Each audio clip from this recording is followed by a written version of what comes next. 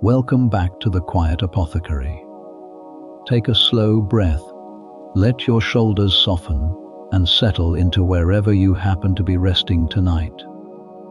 There is nothing here that asks anything of you, and nowhere at all you need to be. Tonight we are not going to gather 100 separate facts, nor wander a garden bed by bed, naming one plant after another as we go. Tonight we are going to do something quieter and simpler than that. We are going to follow one woman through the whole of one ordinary day, from the cold, dark hour before first light, when she wakes alone in her cottage and rouses the banked fire, to the last soft embers of that same fire near midnight, when the parish around her has gone entirely still. The village wise woman, the cunning woman at the edge of the parish, the granny woman down the lane, the woman who simply knew. We will walk beside her from dawn to midnight and see, hour by unhurried hour, what her long and gentle day actually asked of her. Imagine, if you will, a low stone cottage at the edge of a 14th-century English village. It is not quite morning yet. The sky beyond the small window is the deep grey that comes before the grey that comes before the dawn, and the whole world outside is soft and colourless and still. Inside, dried bundles of herbs hang from the beams. A stone jar of honeyed vinegar stands cooling by the hearth, and a woman is already awake in the dark, though the rest of the village will sleep on for another hour yet. This is where we will spend our night, in her company, moving with her through the ordinary shape of a single day. There is no need to remember any of this. Let your attention drift and return exactly as it pleases. We have a great many quiet hours ahead of us, and this woman we are about to follow has walked this same day, in one form or another, 10,000 times before, and she will not mind in the least if you slip away to sleep somewhere in the middle of it and never learn how her evening ended. Let us begin then, in the dark, before the first light has touched the window. She wakes without a bell and without anyone to wake her. In all the years she has done this work, she has grown a kind of clock inside herself, one that has nothing to do with hours as we count them now, and everything to do with the slow turning of the light and the small sounds of the world outside her door. On this particular morning she wakes, as she does most mornings, a good while before the rest of the parish, in that deep and private hour, when even the earliest of the farm folk have not yet stirred from their beds. She lies still for a moment beneath the coverlet, listening. The wind has dropped in the night. A single early bird has begun somewhere out in the hedge, testing the dark, and from the byre at the cottage end comes the soft, shifting weight of the one cow leaning against her stall. Nothing is wrong. Nothing calls to her yet. She allows herself these few breaths of stillness before the day begins to reach for her. The cottage around her is cold. A medieval house held very little warmth through the small hours, whatever the season, and the first task of the morning, before any other, was always the fire. She rises in the dark, her feet finding the packed earth floor. She has crossed so many thousands of times that she needs no light to cross it now. And she goes first to the hearth. Through the long night the fire has not been allowed to die entirely. It has been banked, which is to say that the last of the evening's embers were raked together and covered over with a thick blanket of ash before she slept, so that they might smoulder low and slow and secret all through the dark, and be coaxed back to life again at dawn. This banking of the fire was one of the oldest, and most important skills of any medieval household, and the wise woman, who needed a living flame more than most for the work of her days, was more careful of it than almost anyone. She kneels at the hearth now and gently rakes the ash away, and there, beneath the grey,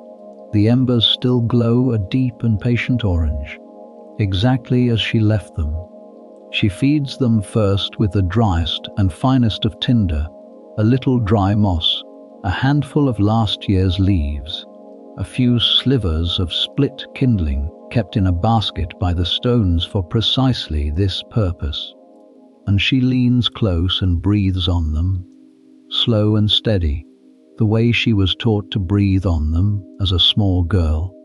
until a first thread of smoke lifts, and then a first small flame. It is a quiet and almost tender act, this daily raising of the fire from its own ashes, and it is easy to imagine how much comfort it must have carried. This proof, offered fresh every single morning. That warmth and light could always be brought back from the dark, however cold the night had been. With the fire caught and beginning to climb, she hangs a small iron pot of water above it to warm, and only then does she turn to light a rushlight or a stub of tallow candle from the new flame, so that she can see to do the rest. A rushlight was the poor household's candle, made from the dried pith of a common rush drawn through a little melted fat, and it gave a small, low, honest light that a wise woman knew how to work by, as well as any lady worked by fine beeswax. In its glow the familiar shapes of her home come slowly back to her out of the dark, the bundles of dried herbs overhead, the row of small crocks and stone jars along the shelf, the worn table where so much of her work was done, the door with its heavy latch, and the basket that always stood ready beside it. She was not, this morning, entirely alone in the cottage, though she moved as though she were. In the far corner, behind a hanging of coarse cloth, her household still slept on in the dark, a daughter perhaps, or a granddaughter being raised into the work, whether she knew it yet or not, and an old dog curled by the cooling ash, who lifted one ear at her movements, and then, recognizing the ordinary sounds of her rising, let it fall again and slept on. There was a particular tenderness in moving quietly through a sleeping house in the last of the dark, setting the day in motion for everyone in it, while they rested still, and the wise woman knew this tenderness better than most, for she performed it every single morning of her working life. She would let them sleep as long as the day allowed. There would be work enough for every pair of hands in the house before the sun set again, and no reason at all to hurry any of them into it before they must. The light she worked by in this first hour deserves a moment of its own, for it shaped the whole feeling of the medieval morning in a way that is hard for us now to picture, surrounded as we are by light we may summon at the touch of a hand. Her rushlight burned small and low and a little smoky, and it threw more shadow than glow, so that the corners of the room stayed dark and the light gathered close around whatever she bent her hands to. Beeswax candles, which burned clean and bright and sweet, were for churches and for great houses, and cost more than a cottager might see in coin across a whole season. Tallow candles, made of rendered animal fat, were cheaper and far more common,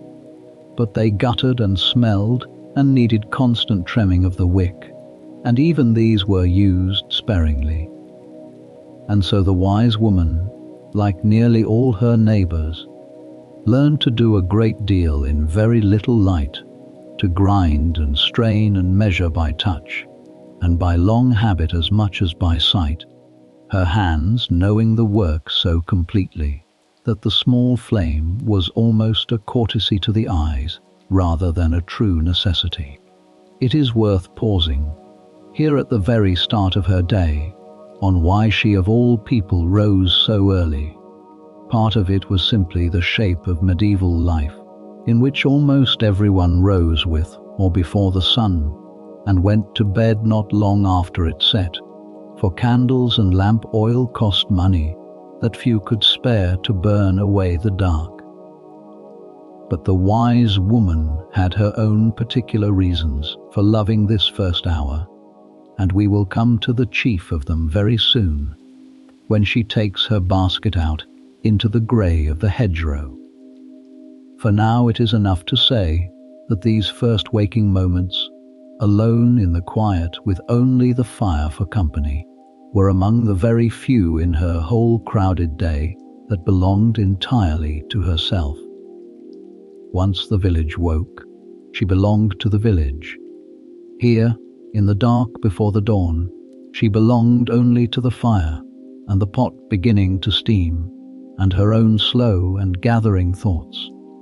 She would often take, in this first hour, a little something warm for herself before the day's demands began, a cup of weak all warmed at the fire, or a thin infusion of whatever gentle herb she had to hand, chamomile perhaps, or a few leaves of balm, sipped slowly while she stood and let the growing warmth of the hearth reach into her stiff and aching hands. Her hands, we should remember, were never quite free of aching. Years of grinding root against stone, of stripping bark and wringing cloths, and working salves cold from the jar into cold and broken skin, had left their mark on them,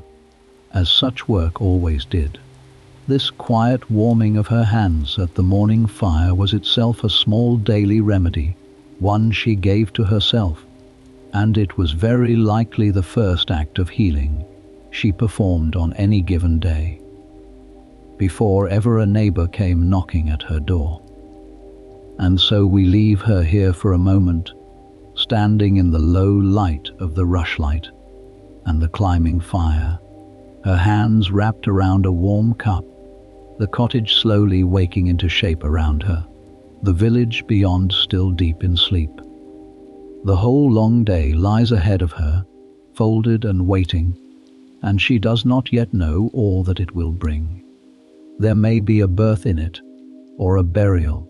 or nothing more than the ordinary small aches of a quiet parish. Whatever comes, it will find her already awake, already warm, already at her fire. And now, with the water warming and the light beginning to lift at last beyond the little window, it is time for her to take up her basket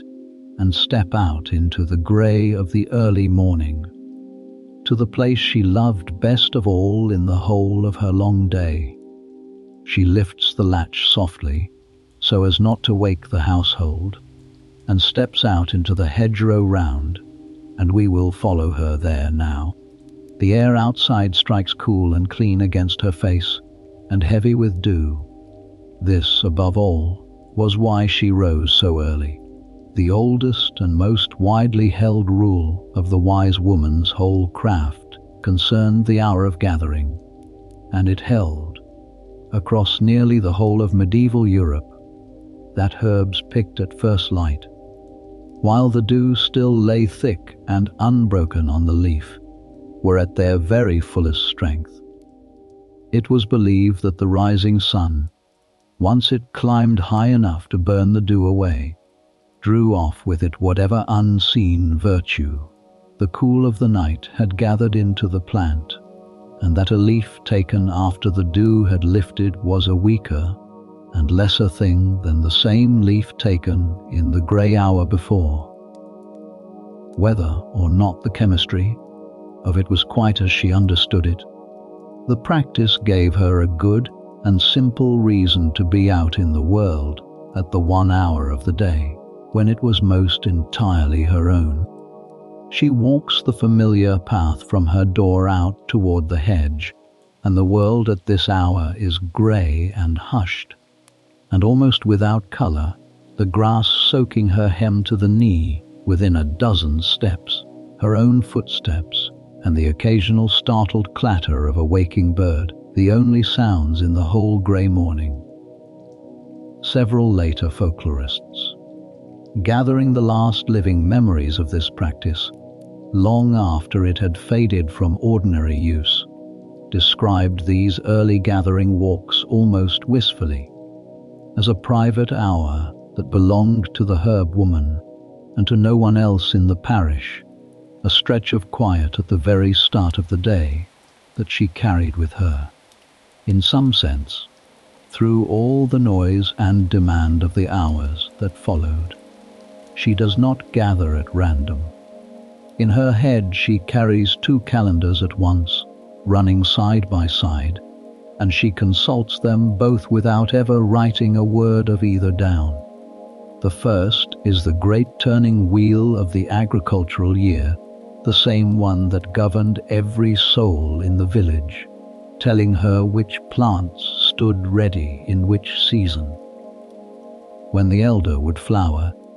and when its berries would darken, when the nettle was young and tender, and when it had grown too coarse and bitter to be worth the taking. The second calendar was finer and more particular to her own trade, and it was the calendar of the moon.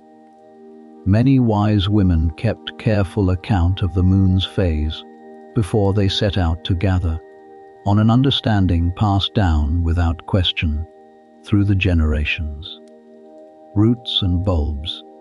the parts of a plant that grew downward and inward into the dark of the earth, were most often gathered as the moon waned, when the plant's strength was thought to be drawing back down into the ground. Flowers and leaves, which reached upward toward the light, were gathered instead as the moon swelled toward the full, when the plant's virtue was thought to be rising outward into exactly the parts that would be used. This morning the moon is old and thin, near the end of its waning, and so she has come out with the darker work in mind, to lift a root or two while their strength lies deepest in the soil. She carries with her, as she always does, a single blade kept for this purpose alone, quite separate from the knife that cut her bread at the table. In many regions this gathering blade was specifically white-handled, its grip carved from bone or from pale wood rather than the dark horn of an everyday knife. And it was reserved strictly for the garden and the hedgerow, wiped clean and put carefully away, after each use with an attention that went a little beyond the merely practical. It was said in some places that a borrowed digging knife carried away a little of its owner's fortune with it, which may go some way to explaining why so many women kept their own blade so close and lent it to no one. Before she cuts the first root of the morning, she pauses. This too was custom, followed across a wide stretch of medieval Europe, and it was simply this, that before taking a wild plant one paused and spoke a few quiet words to it, asking its leave, or thanking it, before ever the knife touched the stem. The exact words varied enormously from one valley to the next, and they were almost never written down, for they were spoken and not read, passed by ear from mother to daughter. Their general shape recurs again and again in the folklore that was later gathered, a small blessing offered before the first cut. This was not thought foolish by the women who did it. It was simply good manners, extended toward a living thing that was about to give a part of itself for the sake of a sick neighbor. A young girl learning the craft was taught this courtesy almost before she was taught anything else, and one can imagine how naturally, across a lifetime, it must have worn itself into pure habit. The small pause, the quiet word, repeated so many thousands of times that in the end it needed no thought at all. She observes, too, the old rule of never taking the first and never taking the last. Wherever a good stand of some useful herb was found growing, custom held that the very first plant should be left untouched, as a kind of thanks paid before the harvest properly began, and the very last one left standing as well, so that the patch might seed itself again the following year, and so that whatever came after her, whether woman or bird or beast, would find something still there. Modern botanists who study the careful, sustainable harvesting of wild plants have noted, with a certain quiet respect, how closely this old and unwritten rule matched what they would themselves recommend today. A piece of sound practical wisdom, arrived at centuries earlier through nothing more than patient watching, and passed on without any law behind it, but courtesy and long habit. There was one great exception to all this quiet, solitary gathering, and though it did not fall on this particular morning, it lived always somewhere in her memory of the year. Across much of medieval Europe, the eve of the summer solstice, tied by the church calendar to the feast of St. John, was held to be the single best night of the whole year for gathering certain herbs, and St. John's wort above all, whose very name preserves the old association. On that one night the wise woman gathered not in solitude but amid a village at its most festive. For bonfires were lit on the high ground and families walked out together into the fields in the long dusk, and the herbs taken in the hours around the fire and the solstice were dried and kept as the most potent stock in her whole store. For her, Midsummer Eve was very likely the busiest gathering night of the year, and she slept almost none of it, moving from hedge to hedge with her basket,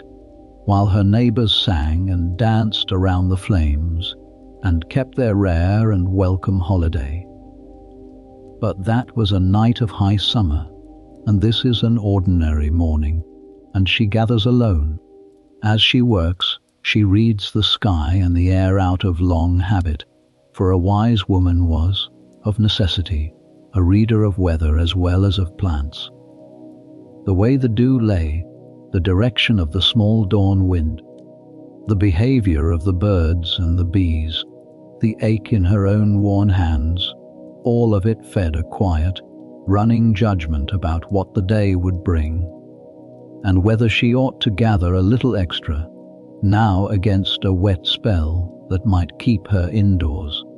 This weather sense was not magic, though her neighbours sometimes half suspected it was. It was simply the accumulated attention of a lifetime spent out of doors, at the very edges of the day, watching the same small signs return, and return until their meaning was as plain to her as any written word would be to a clerk. By the time the first true light begins to lift the grey off the fields, her basket has grown pleasantly heavy on her arm. There is a little bundle of comfrey root, dark and knobbled, dug carefully so that enough of the crown was left in the soil to send the plant up thicker than ever next spring. There are the last of the season's certain leaves, folded loosely so as not to bruise them. There is a handful of something gathered almost as an afterthought, because she passed it, and it was there, and one never quite knew when it might be wanted. She turns for home with the dew still heavy on her skirts and the smell of the wet earth all around her, and behind her the sun, at last, breaks fully over the low hills, and the whole grey world she has been walking in warms and colours and wakes, and the private hour is over, and the day, the real and crowded and demanding day, is finally about to begin. She lifts the latch again, steps back into the warmth of her cottage, the fire now burning steadily where she left it, and she sets her heavy basket on the worn table and turns her mind to what all this fresh green must now become. Before the fresh green could be of any use to anyone, most of it had to be dried,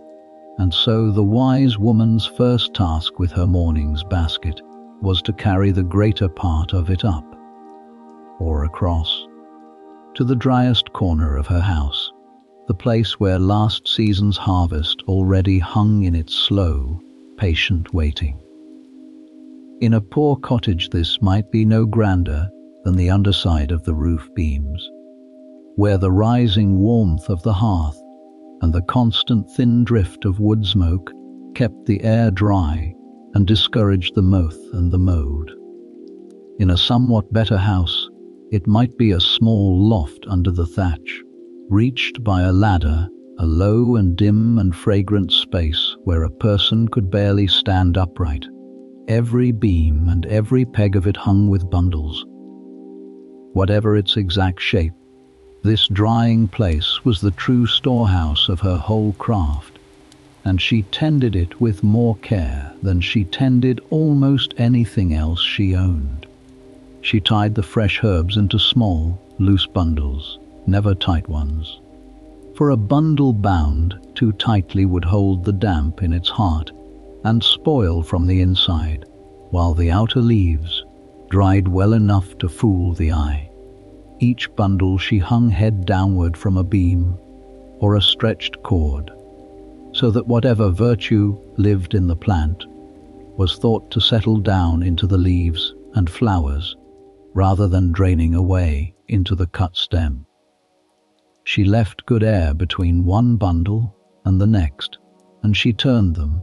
and moved them and watched them over the days it took them to dry, the way a careful cook watches a slow pot. Herbs dried too fast in too much heat lost their color and their scent and, she believed, much of their strength with it. Herbs dried too slow in too damp an air blackened and rotted, and had to be thrown to the midden. Between those two failures lay a narrow and unmarked path that only long experience could find, and finding it,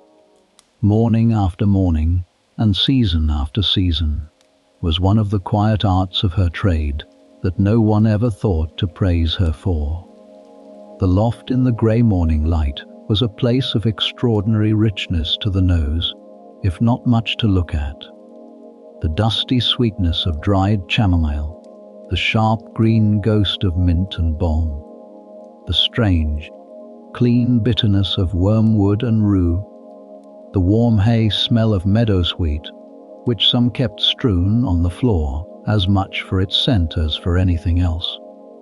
To step up into that low, dim space was to step into a kind of gathered summer, the whole warm, growing season pressed and preserved and kept against the long, herbless months of winter, when nothing grew in the frozen hedgerow and a household lived entirely on what it had thought to put by.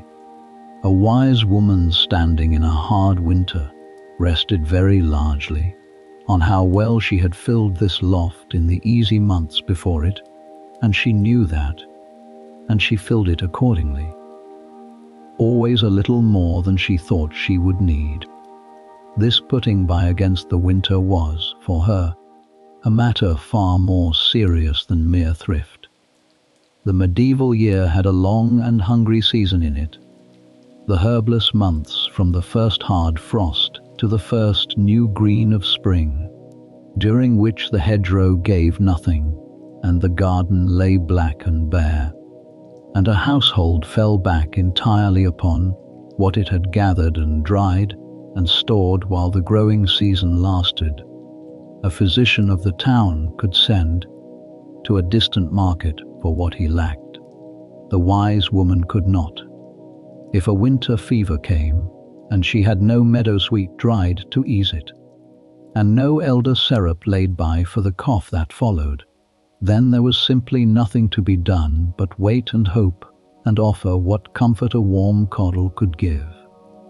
And so her loft was, in a quiet way, a form of wealth. And the fullest and best kept loft in the parish was very often hers, for her neighbours' health through the dark months depended on it, as surely as their bellies depended on the grain in the barn. She rationed her stores with the same instinct a careful good wife rationed the flour, taking a little where a little would serve, keeping the rarest and hardest won herbs back for the troubles that truly needed them. Against this she waged a constant, patient war with damp and mould, and the small creatures that would gladly have shared her hoard. She checked the bundles for the first grey bloom of spoiling, and pulled and burned any that showed it before it could spread to its neighbours. She kept the parcels off the bare earth, up on shelves or hung from pegs, away from the wall where the winter wet crept in. Mice were a perpetual trouble, and a good cat was worth more to her stores than to any barn. And more than one wise woman was as well known in her parish for her lean and watchful cats as for her remedies. None of this was glamorous work, and none of it was ever written down or remembered. But a loft neglected for even a single damp fortnight could rot half a season's careful gathering, and she knew it. And so she climbed her ladder and checked her bundles as faithfully as she said her prayers, along one wall, or on a low shelf beside the hearth in the humbler houses, stood the crocks and stone jars and small linen parcels that held what had already been dried and taken down and made ready. Here was where the difficulty of her not being able to read came quietly into view, for many wise women could neither read nor write a single word. And yet a store of 24 or 36 different dried herbs, many of them alike to a careless glance, had somehow to be told one from another with perfect certainty, since a mistake among them could do real harm. She solved this the way such women always had, by a system of memory and mark that owed nothing to letters. A parcel might be tied with red thread or with blue, knotted once or twice or 3 times, stored always in the same fixed place, in the same fixed order, so that her hand went to the right one in the dark as surely as another woman's hand went to the salt. The order itself was a kind of book, written not on any page, but into the very arrangement of her shelf, and it could be read by no one but herself, and it was carried in the end only in her head. For this was the great truth of her whole knowledge, that almost none of it was ever written down. What we know of her today comes mostly from other hands entirely, from monks copying older Latin herbals, from town physicians grudgingly setting down a country remedy they had seen work, from clerks recording testimony at a trial. Her own receipt book, if we can even call it that, was her memory, and the memory of her mother and her grandmother before her, an unbroken chain of remembered rhyme and repetition reaching back further than anyone could say. A handful of exceptional women did leave a true written record of their own, most famously Hildegard von Bingen, the 12th-century abbess whose careful notes on herbs and healing survive in full to this day, and Trotula, whose writing on women's medicine circulated widely across medieval Europe under her own name. But for every such woman, there were 10,000 others whose entire life's knowledge lived only in the doing of it, and vanished with them, or very nearly, save for the fragments that lodged by chance in someone else's book. She takes down, now, a little of what she needs for the morning's work, checking each parcel with a practiced pinch and sniff before she trusts it, for a herb gone stale or damp was worse than no herb at all, giving the comfort of a remedy without its substance. Satisfied, her hands full of the dry and the fragrant, she turns from the storehouse of the whole slow year back toward the living fire, where the water she set to warm at dawn is now steaming gently, and where the real work of preparing her remedies is about to begin. For the fire was not only warmth and light in the wise woman's house. It was, in the plainest possible sense, her workbench and her laboratory both, the single place where nearly every remedy she ever gave was warmed, steeped, boiled, or rendered into being. The medieval kitchen was, in a very real way, the pharmacy of its age, and hers more than most.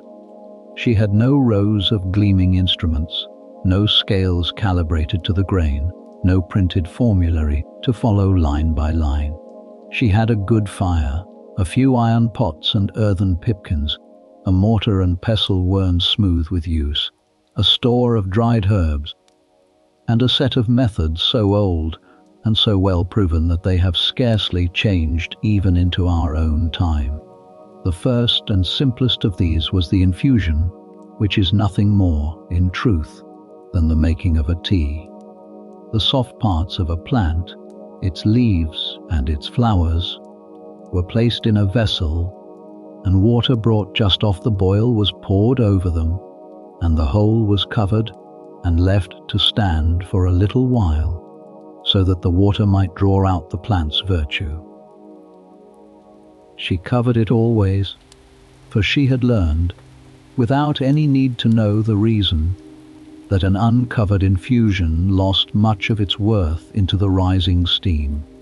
and that the little cloud of fragrance escaping the pot was precisely the good of the herb going to waste on the air.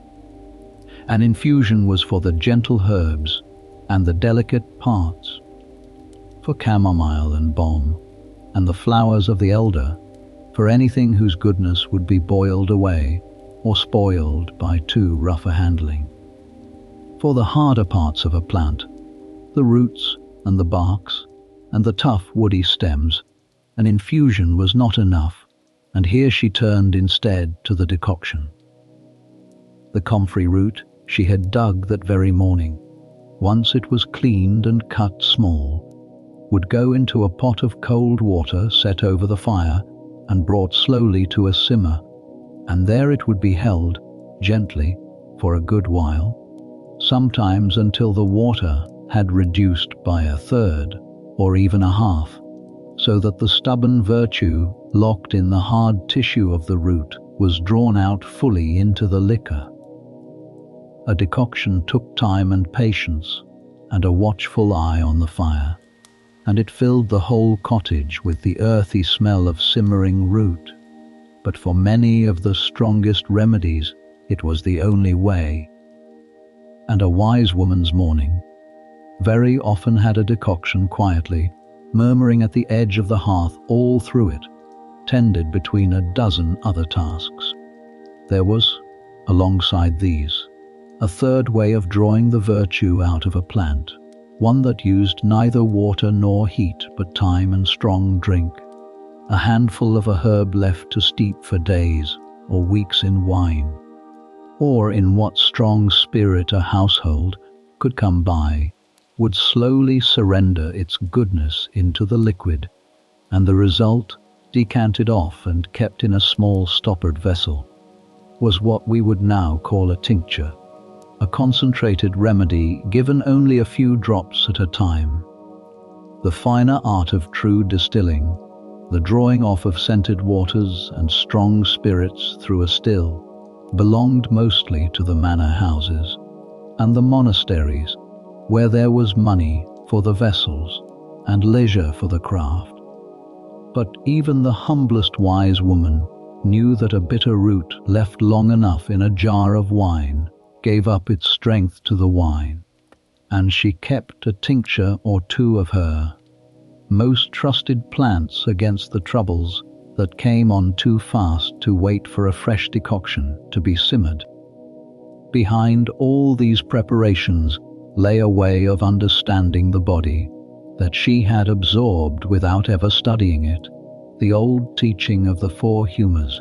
which held that health was a balance of hot and cold, wet and dry, and that illness was that balance gone astray. A fever was an excess of heat, and so was met with herbs held to be cooling. A cold, damp, phlegmy complaint of the chest was met with herbs held to be warming and drying. She would not have set it out in those words, and she had never read the ancient authorities from whom the whole system flowed. But the reasoning was in her hands all the same, learned as a set of pairings and matchings so familiar, she no longer thought of them as a theory at all. This herb for that trouble, warm against cold, dry against damp, the whole vast scheme of medieval medicine worn down, in her kitchen, to a plain and workable common sense. Then there was honey, which sat close by the fire, in nearly every wise woman's house, and which was as much a medicine to her as anything that grew in the hedge. Honey was sweetness in a world with very little of it, but it was also a thing that healed, spread thick over a wound where it seemed, in ways she could not have explained, but had seen with her own eyes, to keep the flesh clean and to help it close. Mixed with vinegar, it became a preparation the old books called an oxymel, sharp and sweet at once, kept in a stone jar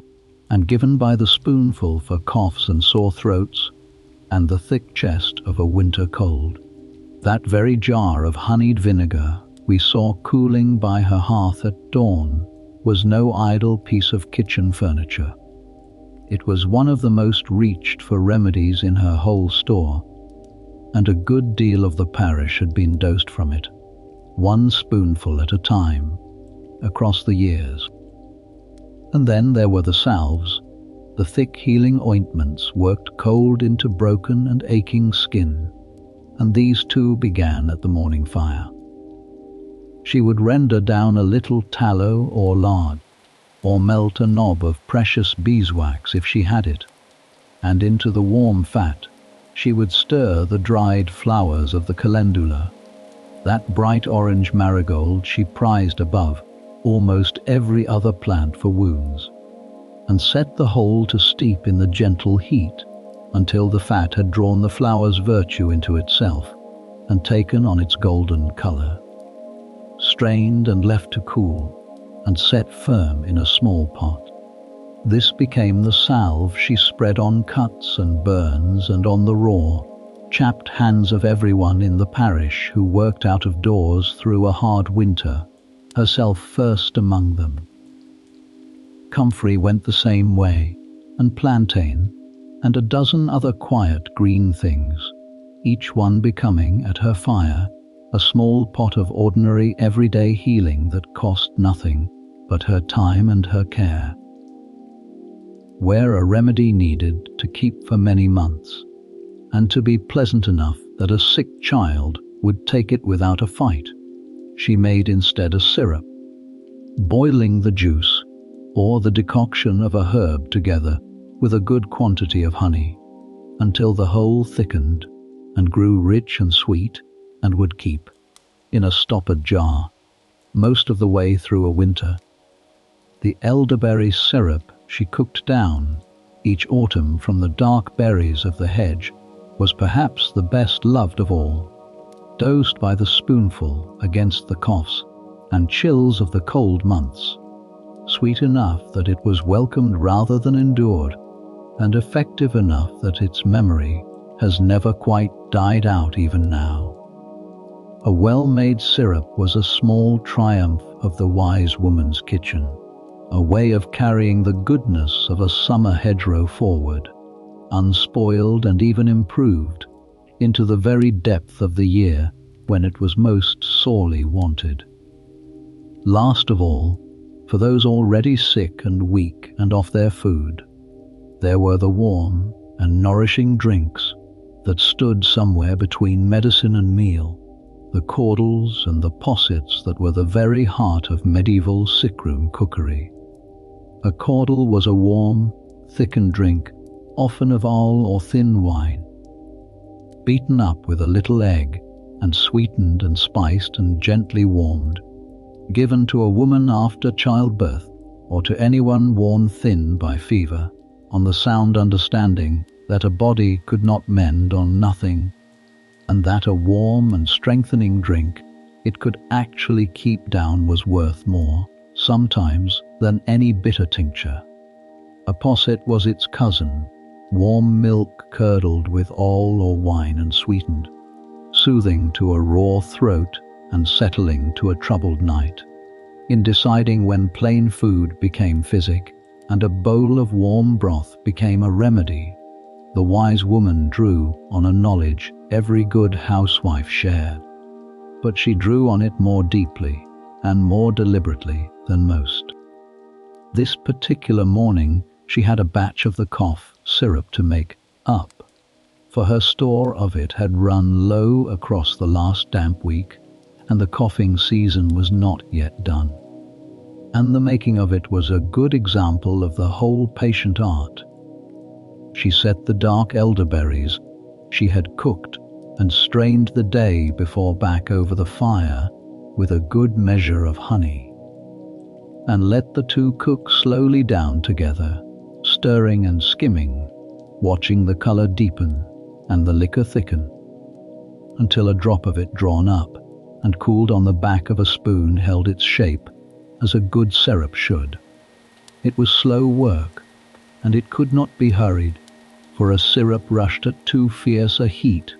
would catch and burn and be spoiled, and so she stood over it and tended it between her other tasks, the smell of the warm honey and the dark fruit filling the whole cottage. And when it was done, she poured it off to a clean stoppered jar to cool. A winter's worth of small comforts sealed up against the coughing nights to come. She measured, through all of this, not by any weight or scale, but by the old country reckonings her mother had taught her, a handful of this, a good pinch of that, a thumb's length of root, the amount that felt right in the hand of a woman who had made the same remedy 10,000 times. It sounds imprecise to our ears, this measuring by hand and by eye, and yet in practice it was remarkably consistent, for her hands had learned their measures so deeply and across so many years that they were as reliable, for the herbs she knew best, as any set of scales. Where a remedy was strong and a mistake in its measure dangerous, she grew far more careful, and there her long caution and her exact memory of the safe amount did the work that a physician's scales did in his shop. For the gentle everyday herbs, though, the practiced hand was measure enough, and it served her and her mother before her across whole lifetimes of steady, unfailing work. And so, by the time the sun stands well clear of the hedge and the village beyond her door has fully woken to its own day, she has already been at work for hours. Her morning basket is dried and hung or safely stored. A decoction of comfrey murmurs at the edge of the fire.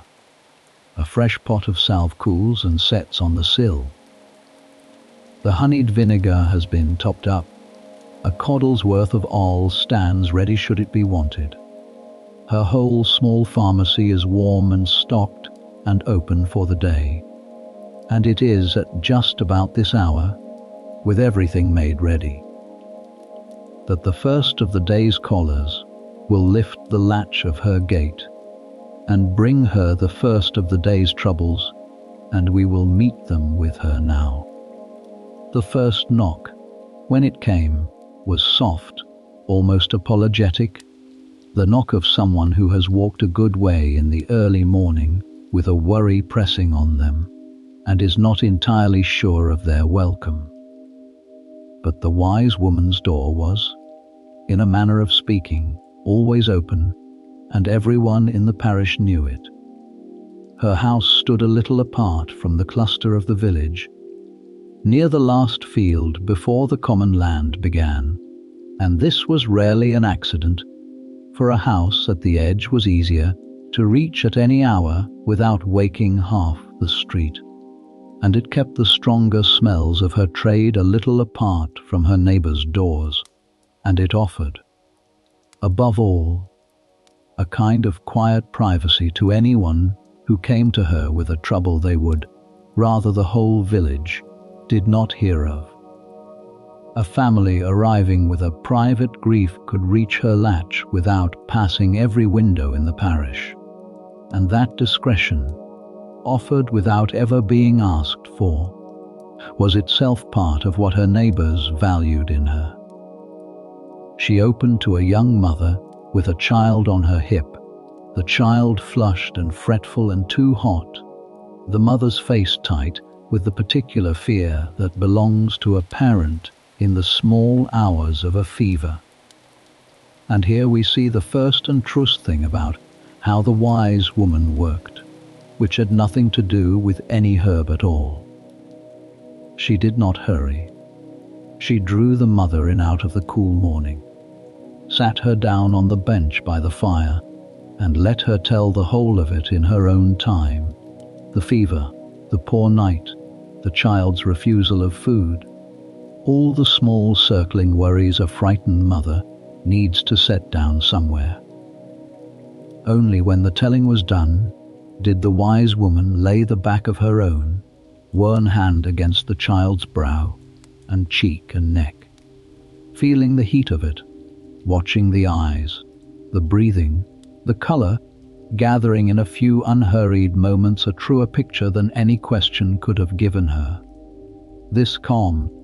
this refusal to be rushed, was medicine of a kind before a single leaf was steeped, for it settled the mother nearly as much as the child, and a settled mother made for a quieter sick room and a better mending. The remedy itself, when she chose it, was gentle and familiar. A little feverfew, whose very name told its purpose, steeped into a weak tea and sweetened well with honey so the child would take it, to be given cool through the worst of the fever. A cloth wrung out in cool water and laid to the small hot forehead and changed as often as it warmed. Rest and quiet and small sips of water, and above all no fear, for the wise woman had seen 1,000 such fevers rise and break and pass, and she said so, plainly, in a way the mother could carry home and hold on to. She spoke a few soft words over the child as well, as she always did, a short blessing murmured while she pressed the cloth. And neither she nor the mother saw the least contradiction in believing both that the feverfew would cool the blood, and that the words would help the sleep come. The two were not separate things to her. The remedy and the blessing were one single act of care, no more to be pulled apart than the poultice from the cloth that bound it. When the mother rose to go, she left behind her, on the corner of the worn table, a small cloth bundle of eggs. This was how the wise woman was paid, and it is worth dwelling on for a moment, for it shaped the whole nature of her place in the village. She was consulted before the physician, because there was no physician within a day's walk, and instead of the physician, because his fee was silver and hers was very often a basket of eggs, or a skein of spun thread, or a hen, or an afternoon's help with her own harvest, or simply the unspoken understanding that a good turn given would be a good turn returned when her own need came round. Some who came to her could leave nothing at all, and she healed them just the same, for a wise woman who turned away the truly poor would not have kept her standing long. This web of small payments and small debts and quiet obligations bound her to every household in the parish, and them to her, more tightly than any coin ever could have. And it is one reason the physicians of the towns, with their fees and their Latin, never quite drove her out of the villages, for she was woven into the life of the place in a way no visiting stranger could ever be. The morning brought others to her door, as it nearly always did. A grown man came, shamefaced to be troubled by so small a thing, with a tooth that had kept him from his sleep for 3 nights running, the whole side of his jaw hot and swollen with it. Toothache was among the commonest of all the troubles brought to her, and among the hardest to truly cure. For the rotten tooth would go on rotting whatever she did, and the most she could honestly offer was relief from the pain of it, and a fighting chance against the worse trouble that a bad tooth could bring on. She had her remedies for it, a little oil of clove, if she was fortunate enough to have come by so costly a spice, or more likely a poultice of hot herbs held against the jaw, or a rinse of some astringent decoction to draw the swelling. And she had as well the charm, for toothache above almost any other trouble was met in medieval England with the name of Saint Apollonia, who was said to have suffered greatly in her own teeth before her death,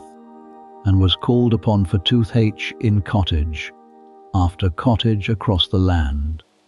The wise woman did not need to be especially devout to know that Apollonia belonged to the aching jaw the way feverfew belonged to the aching head. It was simply part of her trade, learned alongside the herbs and applied with the same quiet confidence. Another came with a hand angry and blistered from a burn, caught the day before at the smithy or snatched too late from a spitting cooking fire, and here at least she could give real and immediate ease. She had house leek growing on her own roof for exactly this, its thick cool leaves split open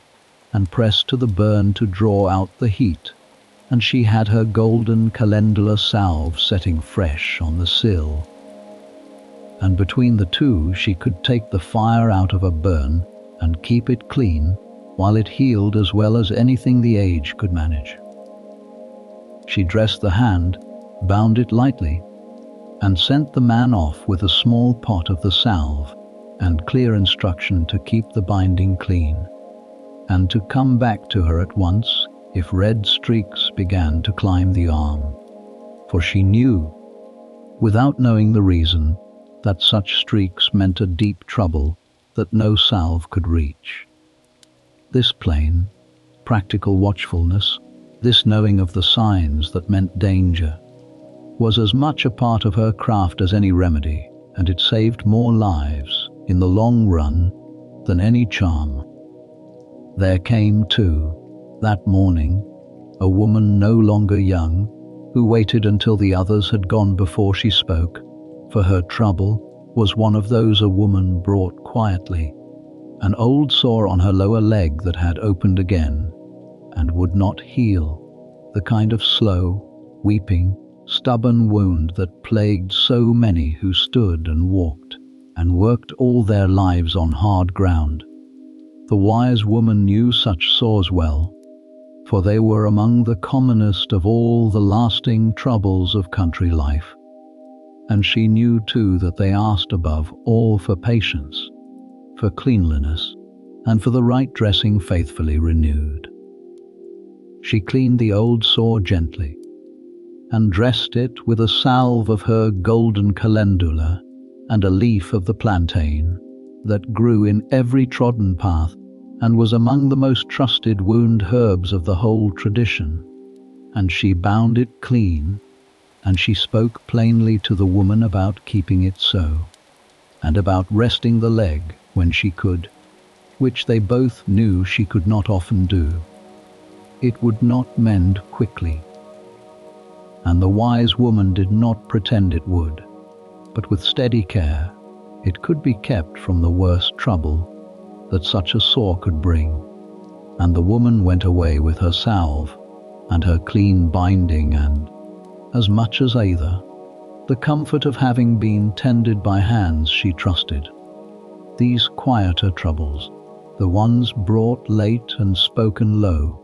were a real part of her practice too, for a woman might carry to the wise woman what she would carry to no one else, an ailment of a private kind,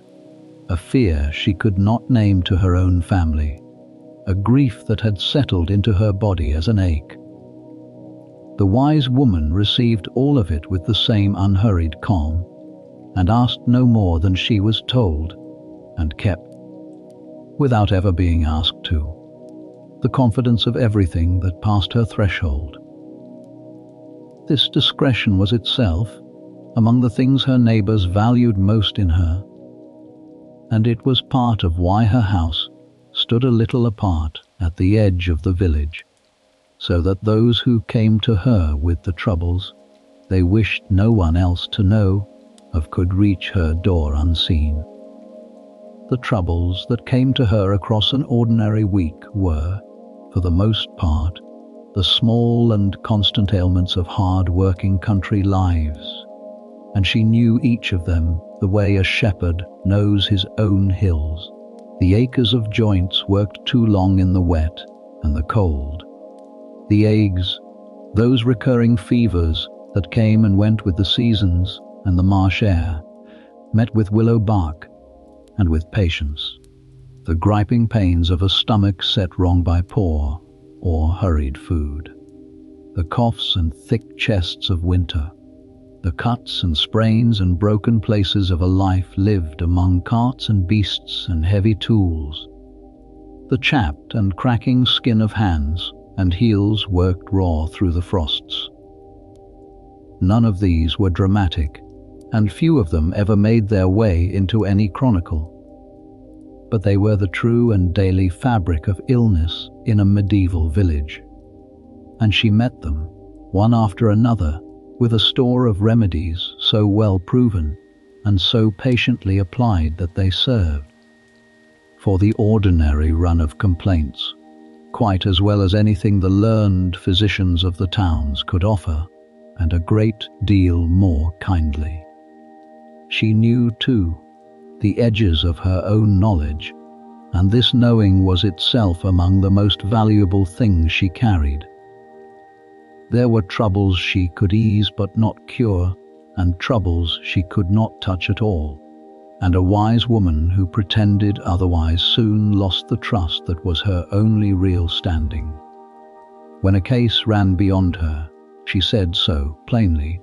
and where there was a monastery infirmary or a barber's surgeon, or, for the wealthier sort,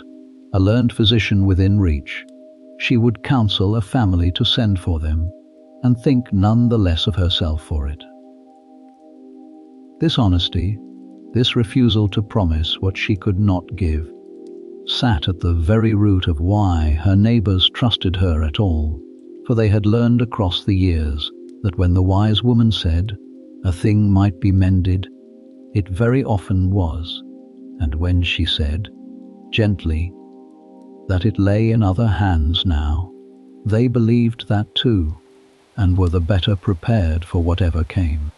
A record survives from a small parish in the Cotswolds of a woman paid in cloth and grain for tending nearly every birth and every broken bone in her village across 4 full decades, her name recurring again and again in accounts that mention no other healer at all. She was, in her own time and place, simply how the village looked after itself,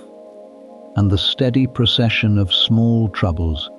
through her door on an ordinary morning, the fevers and the toothaches and the burns, was the plain daily substance of that looking after. But the morning had a rhythm to it, and there came a lull, as there usually did,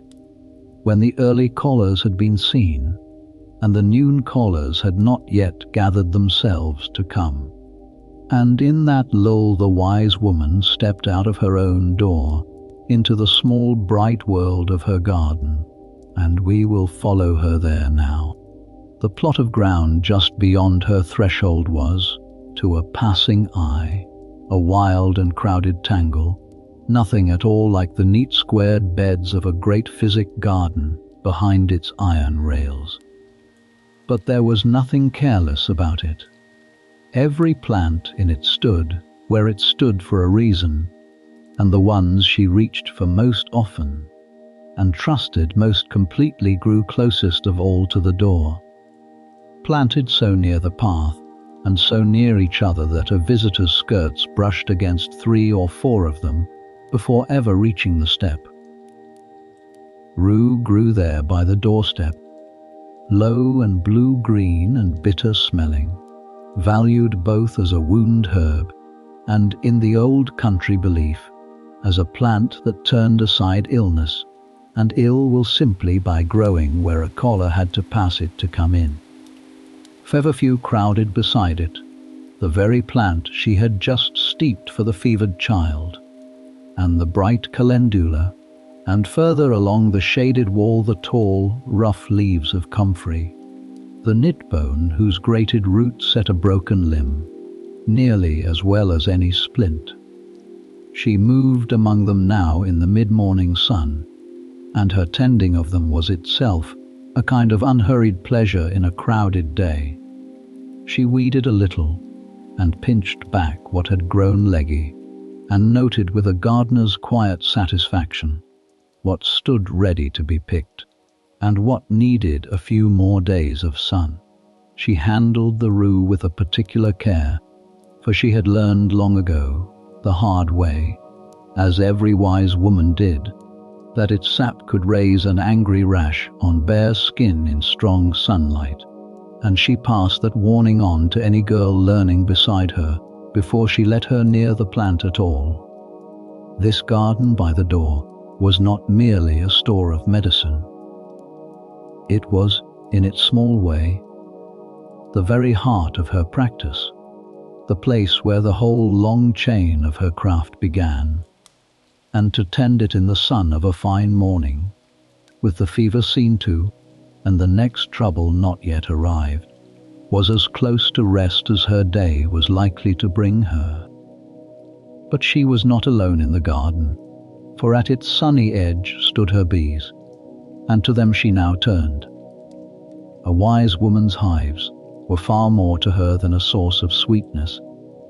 though the honey they gave was medicine and food, and the very base of half her syrups and salves. The bees were, in some quiet way she would not quite have put into words, her companions and her charges, and the few personal accounts that survive of such women speak of their relationship with their hives with a real and unexpected warmth, a working partnership between the woman and a creature she genuinely admired for its own patient industry, not so very different, perhaps, from her own. She watched them now going out and coming in, heavy laden, reading in their business the promise of a fine day, for a wise woman knew, long before the swallows told her, that bees kept close to the hive when foul weather was coming, and ranged far and freely when it was set fair. Above her, on the very roof of the cottage, grew another of her quiet helpers, the houseleek, rooted deliberately into the thatch or the tiles rather than in the soil below. Thick fleshy rosettes of it clung there through every season, needing almost no care, and country belief held that a roof planted with houseleek was the less likely to be struck by lightning in a summer storm. The plant sometimes called Jupiter's beard for just that reason. Whatever truth lay behind the old belief, its cool, moist leaves were a genuine and immediate remedy for a burn or a sting. And it was houseleek from this very roof that she had pressed to the smith's blistered hand an hour before. Tending it asked a certain nerve, for it grew where only a ladder or a careful scramble onto the thatch could reach it, and more than one wise woman, or more often her apprentice, could be seen from time to time up among the roof straw, renewing a thinning patch of the plant, so that a remedy for the next kitchen burn would always be close at hand. The garden changed its whole face with the turning year, and she read it as easily as the seasons themselves. In spring it was all fresh green and promise, the first tender nettle and the earliest leaves worth the gathering. In high summer it was a crowded, humming, overflowing tangle, more than she could ever quite keep pace with, the season of greatest plenty and hardest work both. In autumn it gave up its roots and its late berries and its seed, and she cut it back and gathered the last of it against the cold. And in winter it lay black and bare and asleep under the frost, and she lived then entirely on the loft above her head, and looked out at the empty beds, and knew that beneath the dead surface the roots of the comfrey, and the rest lay waiting, patient as her own banked fire, to rise again when the light returned. This slow, turning rhythm, tied to nothing more urgent than the sun and the seasons, gave the whole of her working life a steadiness that our own hurried age can only envy a little. There was, in her tending of the bees, one custom above all that has come down to us, tender and strange, and much recorded across the villages of northern Europe, and that was the telling of the bees. Important household news, a birth, a death, a marriage, was murmured quietly at the hive itself, spoken to the bees as though they too had a right to know what passed among the family they lived beside. It was believed in many places that bees left untold of a death in the house might sicken or swarm away, or simply cease to thrive, and so the news was always brought to them, gently, at the hive mouth, whether or not the wise woman half believed it herself. There was a deep and human kindness in the custom. This idea that even the small humming creatures of her garden deserved a share in the great turnings of the household's life, and it fits everything else we know of her. This woman who asked the very plants leave before she cut them,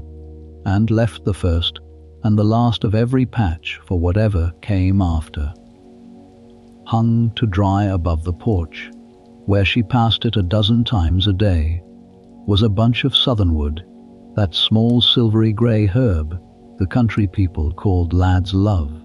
and it carried in its very name a use quite unlike her other plants. For while it had its medicinal virtues, given carefully for the worms of children and rubbed on the skin against biting insects in the long summer evenings,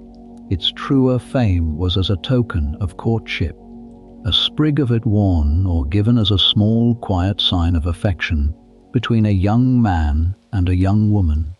So widespread was this custom that a bride's mother might plant a fresh clump of it the very season a daughter came of age, and the wise woman was as likely to be asked for a sprig of it by a nervous young suitor as for a remedy by an anxious mother. It sat in this way, half in her medicine and half in the small social customs of the village, and she kept it and gave it out in both its roles without troubling to separate them. There was, running through the whole planting of her dooryard, an older layer of belief that had nothing to do with medicine at all, or rather that wove protection and physic together into a single green defense about her home. The rue by the doorstep,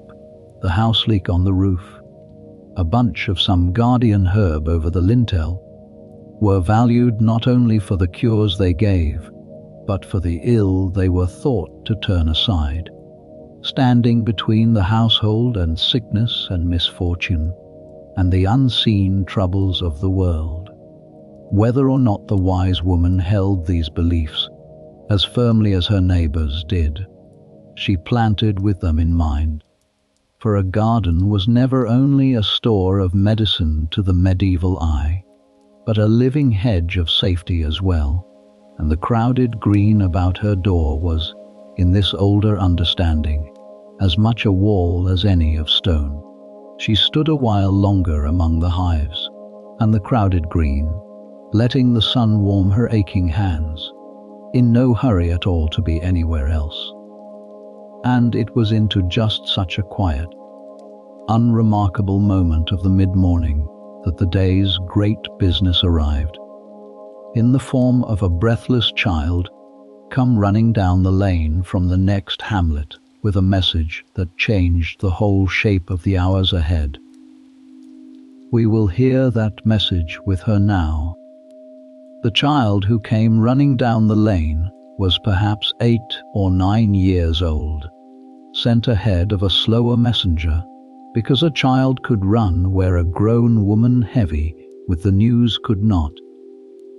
And the message the child carried, gasped out at the garden gate, was the one that took precedence over every other business of the wise woman's day. A woman in the next hamlet had come to her time. The pains had begun in the night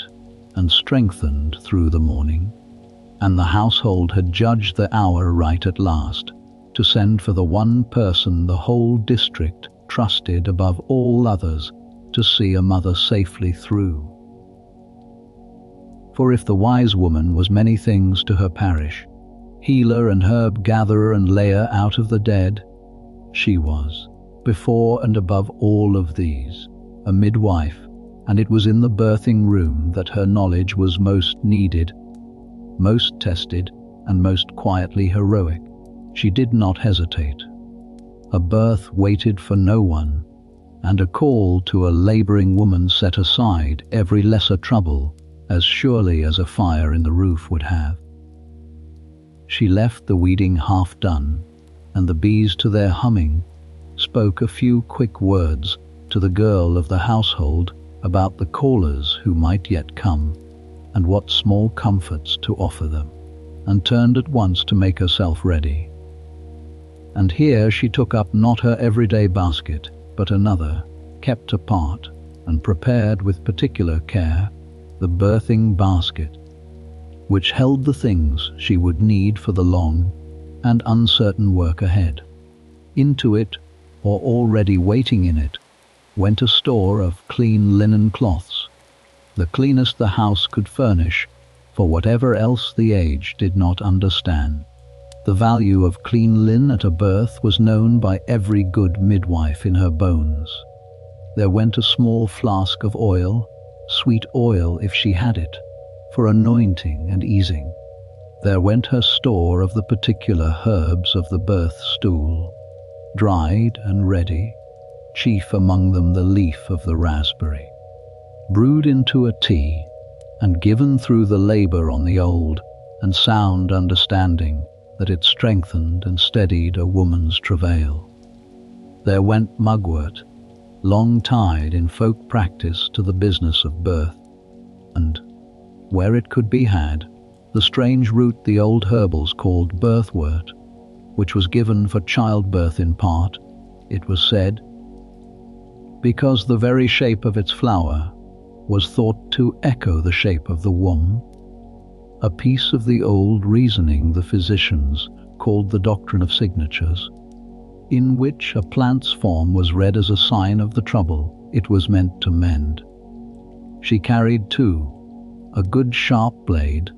and a length of strong thread for the cord, and the makings of a groaning owl or a caudle to sustain the mother through the long hours, and to comfort the women gathered to help. And she carried something else besides the herbs and the linen,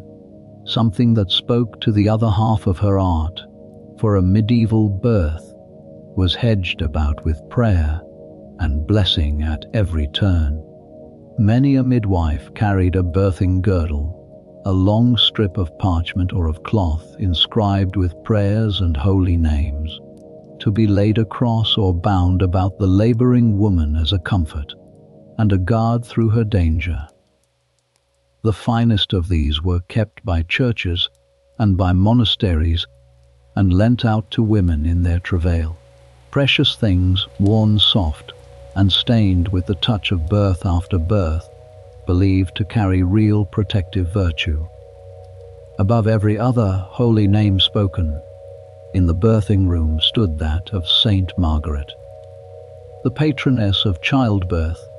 who in her legend had been swallowed by a dragon and come forth again unharmed, and was called upon by labouring women across the whole of medieval Christendom to bring them, likewise, safely through. The wise woman knew the words to say, and the moment to say them as surely as she knew when to brew the raspberry leaf, and to her, once again, the two were a single seamless act of care. The midwife's care did not begin and end at the moment of birth, though that was its sharpest point. She had very often followed this mother through the long months before, advising her on what to eat and what to avoid, easing the small aches and sicknesses of a difficult pregnancy, feeling with her practiced hands the lie of the child within and judging, as best anyone then could, whether it lay well for its coming or ill.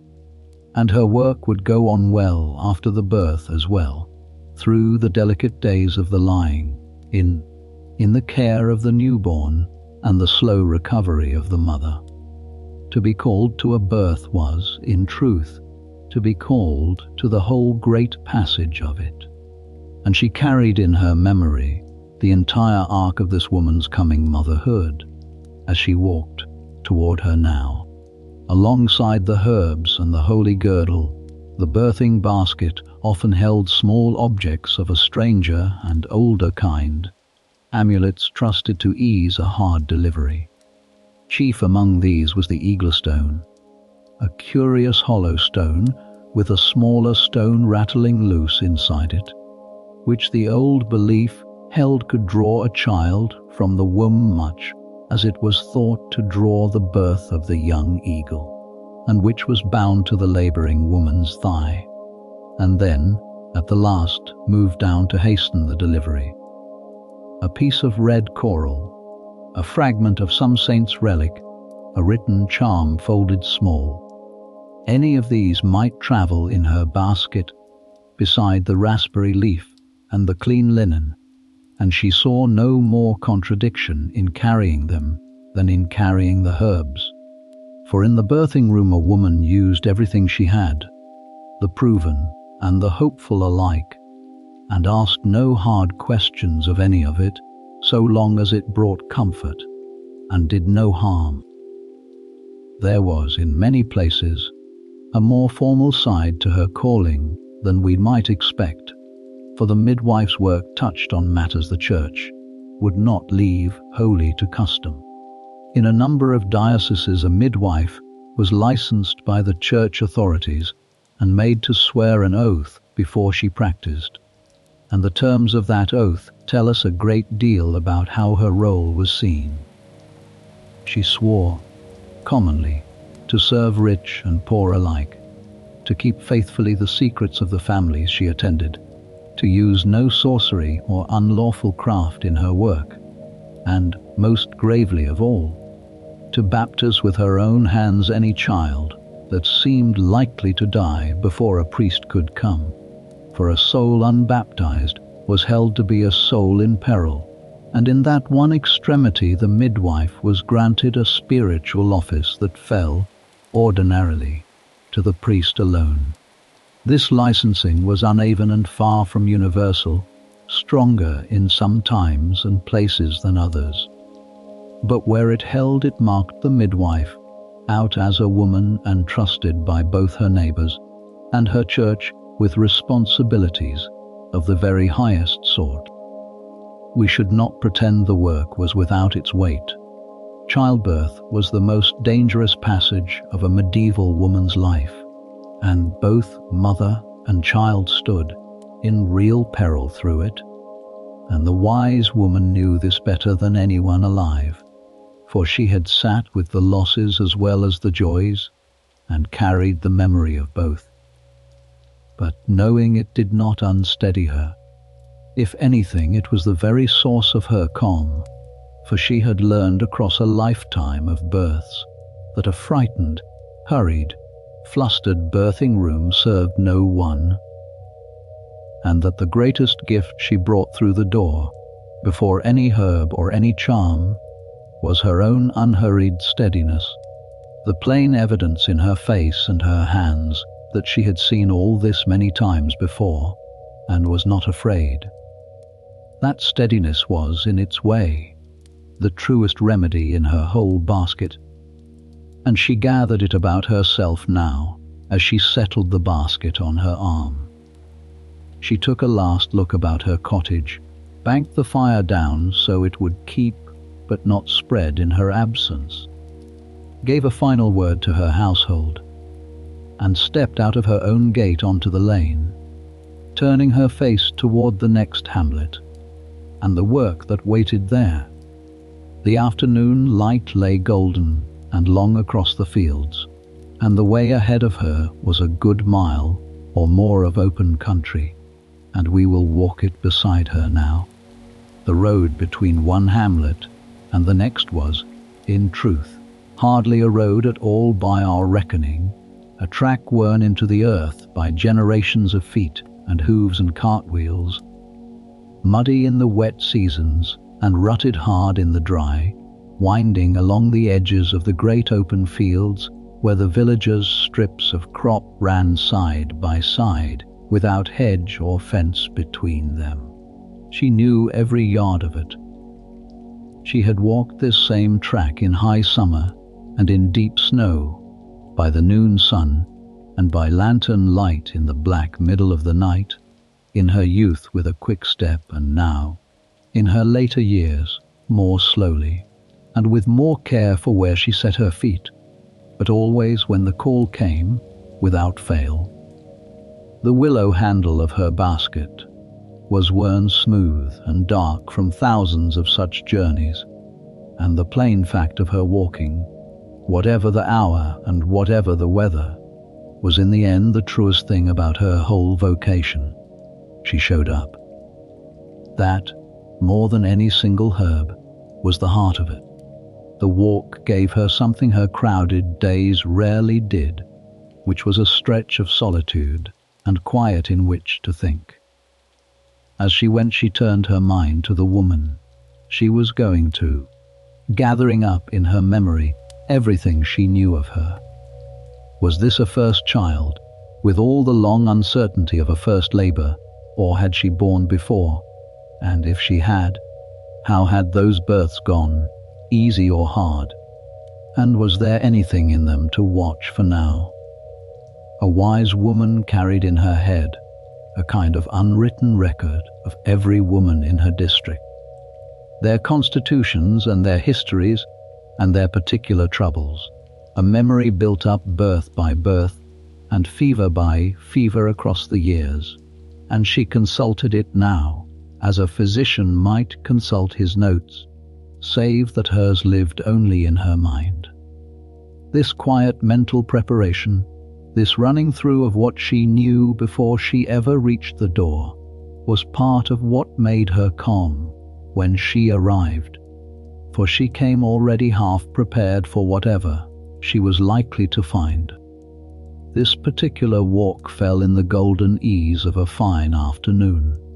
but she had made the same journey, and 100 like it, in every other sort of hour the year could throw at her. She had gone out to births in the black cold of a winter midnight, a lantern in one hand and her basket in the other, the track under her feet frozen to iron or churned to a treacherous mud that pulled at her every step. She had walked through driving rain that soaked her to the skin, before she was halfway there, and arrived to labour through a long night, wet and chilled, and thinking nothing of it. She had been woken from her own first sleep by a frightened hammering at her door, and been on the road within minutes, still half in the world of dreams. This was the true and unglamorous cost of her vocation. Not the danger of any single birth, but the sheer relentlessness of a life that could be summoned at any hour of any night, in any weather, and that answered, every time, without complaint. Her neighbours slept the easier for knowing she would come, and she gave them that ease at the steady price of her own broken rest, year upon year. Where the track dipped toward the stream, there stood an old wayside cross, weathered and lichened, and leaning a little, set there long ago for the comfort of travellers, and she paused at it now for a moment, as she nearly always did, and spoke a quiet word for the safe delivery of the woman ahead, and for her own steady hands in the hours to come. These small shrines and crosses were scattered thickly across the medieval countryside, at crossroads and fords, and the lonelier stretches of road, and they offered a traveller a place to gather themselves and turn their fear, for a moment, into something like a prayer. For the wise woman, walking so often toward trouble and toward danger, they were a welcome and steadying company along her way, and she knew every one of them on every road she walked. She served, in truth, not one village but a whole small district of them, a scattering of hamlets and farmsteads across a few miles of country. For a woman with her particular gift and her long experience was a rare thing, and there might be no other within half a day's walk who could be trusted with a hard birth. This meant her name was known, and her face welcome, in places well beyond her own parish, and it meant too that she walked a great many miles in the course of a year, back and forth across the same worn tracks, so that whole generations of children in a whole cluster of villages had first come into the world in her steady hands. It gave her a quiet standing that reached far beyond her own doorstep, and it made her, in a real sense, the shared possession of a whole countryside, its one reliable answer to the two oldest and most urgent troubles of all, the coming of new life and the fading of old. She was not entirely alone on the road. A ploughman at the edge of a field lifted his head as she passed and gave her a nod, and glanced, as country people did, at the birthing basket on her arm, and understood at once where she was bound and why, and perhaps murmured a word for the mother's safe delivery as he bent again to his work. A woman driving a few geese along the verge stood aside to let her by and exchanged a quiet greeting, for everyone knew the wise woman, and everyone knew that when she walked the district roads with that particular basket, a life somewhere hung in the balance, and they let her pass with a kind of respect that sat, as it always had, somewhere between the respect given to the priest and that given to the blacksmith. She was a public figure in the deepest sense, woven into the life of a whole district rather than a single village, walking its roads at every hour as its one reliable answer to sickness and to birth. Because she moved so often between the hamlets of her district, she became, without ever intending it, a kind of thread drawn through the whole scattered community, a carrier of news and of small kindnesses from one isolated household to the next. She would arrive at a birth with word of how a family 2 hamlets over had fared through their own recent trouble, and leave again carrying some greeting or some anxious question back the other way. In a world where most people lived and died within a few miles of their birthplace and travelled very little, the wise woman was one of the few who knew the whole district, its families and its histories and its quiet connections. And this too was part of her standing, for to know everyone, and to be trusted by everyone, and to move freely and welcome among them all, was a rare thing in that settled and rooted world, and it made her something more than a healer merely. It made her, in a quiet way, one of the few living threads that held a scattered countryside together. The country she walked through was the ordinary country of medieval England, and beautiful in its plain way in the long afternoon light. The great open fields with their ridged strips, the common land beyond, where the beasts of the village grazed together, the dark edge of the woodland, where the pigs were driven in autumn and the firewood gathered, a stream crossed by stepping stones, or a plank bridge. Here and there a shrine or a wayside cross where a traveller might pause to say a word. She read this landscape as fluently as she read her garden, knowing where the good watercress grew in that stream, and where the best elder stood in that hedge, and where, on the damp ground by the wood, the plants of the shaded places could be found. Even now, walking to a berth, some corner of her mind noted a fine stand of some useful herb. She would come back for another day, for a wise woman never quite stopped gathering, even in her thoughts. By the time she came within sight of the hamlet, the sun had begun its long slide toward the west, and she could tell the house she wanted from some way off, by the small knot of women gathered near its door, and the particular hush and business that hangs about a house where a birth is underway. A husband stood a little apart, useless and anxious, as husbands were in that hour, kept firmly outside the women's business within. The wise woman quickened her step a little for the last stretch, settled her face into its calm, and came at last to the door, where the gathered women turned to her with plain relief, for the one they had waited for had come. She set down nothing of her steadiness as she stepped across the threshold into the warm, close, women's world of the birthing room, and we will follow her in gently and stay with her through the long afternoon of the birth. The room she stepped into was warm and close and full of women, and it belonged, for these hours, entirely to them. The birthing chamber of a medieval house was a world sealed off from the ordinary run of things, a women's world into which no man might come, not the husband, not the priest, not the physician of the town, if by some chance there had been one within reach. The wise woman moved into it as into her own proper element, and the other women in the room, the mother's own mother perhaps, a sister, a neighbour or two of long acquaintance,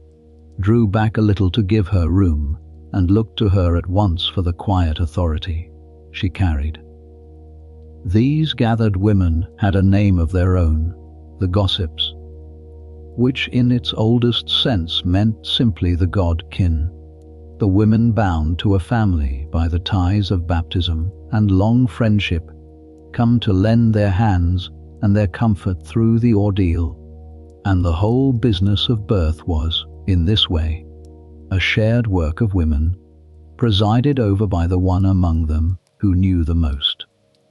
Before anything else, the chamber itself had been made ready in the old accustomed way, and the wise woman's eye went round it now to see that all was as it should be. The shutters were drawn, and the room kept warm and dim, partly against the draughts that were thought so dangerous to mother and child, and partly out of an older feeling that a birth was a thing best done in a soft, enclosed, sheltering dark. A good fire burned. Clean linen lay ready, and here and there about the room the women had attended to a set of small customs so widespread that the wise woman would have thought something amiss had they been neglected. For it was believed, across much of medieval Europe, that as the mother's body must open to bring forth the child, so everything in the house that was closed or bound or knotted should be opened and loosed in sympathy. Chests were unlocked and their lids left up. Knots were untied. The mother's own hair was unbound and left loose about her shoulders, and any lacing or binding on her body eased. Whether the old belief held that this truly loosened the labor, or whether it simply gave the frightened household something useful and hopeful to do with their hands, it soothed the room, and the wise woman let it be. At the center of it all, more often than not, stood or waited the birth stool, that low and open-seated chair that was among the most important tools of her whole craft. It was made so that a laboring woman might sit upright and well supported while the child came, her feet braced, her back held, the open seat leaving the way clear below, so that the natural downward pull of the body itself lent its help to the work. The upright birth on the stool, or supported on the lap and in the arms of the gathered women, was the ordinary way of it through most of the medieval centuries, and it rested on a sound and simple understanding that a woman laboring upright had gravity working with her rather than against her. The wise woman knew the stool and its uses intimately, and knew too when a mother tired and needed instead to be walked, or to rest, or to change her posture. And she read all of this from moment to moment with a practiced and unhurried attention. Her first care, on arriving, was simply to see where matters stood. With calm hands and quiet questions, she judged how far the labor had come and how it was proceeding, whether the child lay well for its coming, whether mother and babe were both bearing up. She spoke to the mother throughout in a low, steady, encouraging voice, praising her, reassuring her, telling her what was happening and what would come next, for she knew that a laboring woman who understood and trusted was a woman who could give herself to the work, while a frightened one fought against her own body. This steady stream of quiet encouragement, this presence, was the very core of what the wise woman brought, and no herb in her basket mattered half so much as the plain, grounding fact of her calm. Yet the herbs had their place too. Through the long hours she gave the mother her warm raspberry leaf tea to sip, that old and trusted friend of the birth stool, held to strengthen and to steady the travail, and she kept a little of the groaning all going round among the laboring woman and her gossips both. For the birth was a long and thirsty and exhausting work, and the strength of everyone in the room had to be kept up across it. She anointed her hands with a little sweet oil when the time came to help ease the child's passage, and she watched, always, for any sign that things were turning from the ordinary course toward the difficult, ready to bring her whole store of knowledge to bear if they did. The company of women through these hours was itself a kind of medicine, and one the wise woman valued as much as anything in her basket. The gossips held the mother's hands and wiped her brow and bore her up in their arms when she needed it, and they filled the close, warm room with the low murmur of encouragement and old familiar talk, and, from time to time, quiet song, A woman did not labour alone in the medieval world. She laboured in the arms and under the eyes of the women of her family and her neighbourhood, women who had nearly all been through it themselves and would go through it again, and this deep female solidarity, this unbroken chain of shared experience, wrapped the whole ordeal in a comfort that our own more solitary age has largely lost. The men, meanwhile, were kept firmly beyond the door, useless and anxious in the yard, and there they would stay until it was over. The hours wore on, as they nearly always did, for a birth kept its own slow and inward time, and the light at the edges of the shuttered window softened and lengthened toward evening, while the work went patiently forward within. The wise woman paced herself to it, resting when she could, watchful always, neither hurrying the mother nor letting the labour stall. There came a point, as the hardest part drew near, when she reached for the last and highest of her helps, and the holy girdle was brought out and laid across the labouring woman, and the name of Saint Margaret was spoken over her, that patroness of all women in travail, who had come forth unharmed from the belly of the dragon, and was prayed to now to bring this mother likewise safely through. The prayers and the raspberry leaf, the girdle and the birth stool, the steady hands and the murmured encouragement, all of it flowed together in these last hours into a single unbroken act of care, in which the wise woman drew, without any seam or contradiction, on everything her long tradition had ever taught her. Not every birth ran the smooth and ordinary course, and the wise woman's deepest skill lay in those that did not. A child that lay wrong for its coming, turned across the way or presenting ill, was among the gravest troubles she could meet, and here her knowing hands did work that no charm and no herb could do, easing and turning, with patience and great gentleness, to bring the child into a better posture for its birth. This was knowledge, held almost entirely in the hands, learned across many births at the side of an older woman, impossible to set down in any book, and it saved, across a working life, a great many mothers and a great many children who would otherwise have been lost. She met such troubles when they came, with an outward calm that cost her something inwardly, but served everyone in the room, for she knew that the moment a birthing chamber saw fear in the midwife's face, it filled with fear itself, and a frightened mother laboured worse. So she kept her face steady and her hands sure, whatever she felt, and worked the trouble through as her long tradition had taught her. And there were times, she knew, when even all her skill was not enough, when a birth went beyond any help she or anyone of her age could give, and a mother or a child, or both, were lost despite everything. She carried the memory of those losses, as every midwife did, quietly and for the whole of her life, and they were part of what gave her calm its depth, for she did not take an easy birth for granted, having seen how hard the other kind could be. But this night,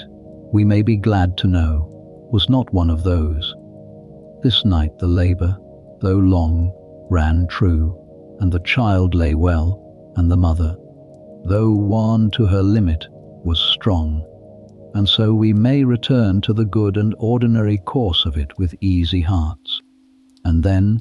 in its own time, in the quiet lamplit warmth of that women's room, the child was born. The wise woman received it into her waiting hands,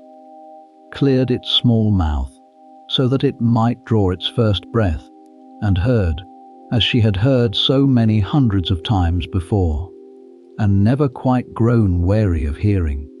the thin new cry that told the whole waiting room, that a fresh life had entered the world. There is no need to dwell on the plain physical work of it, which she did with the sure and gentle competence of long practice. It is enough to say that she tied the cord in 2 places with her strong thread and cut it clean between, and that a great wave of relief and quiet joy went round the room. The gossips weeping and laughing and pressing close, the exhausted mother lifting her head to hear that cry, and the wise woman herself at the still center of it, already turning her mind to the next thing that must be done. For her work was far from over with the birth. There was the afterbirth to be safely delivered and looked to, a matter she watched with particular care, for she knew from hard experience the dangers that could follow if all did not come away as it should. There was the child to be gently cleaned and rubbed and wrapped warm against the chill of its new world. And there was the mother to be tended, made comfortable, praised and thanked and settled, the sweat wiped from her, clean linen brought, her loosened hair smoothed back. The wise woman moved through all of this with the same unhurried steadiness she had carried across the threshold hours before. And only when both mother and child were warm and safe and quiet did she allow herself, for a moment, to feel the deep and simple satisfaction of it,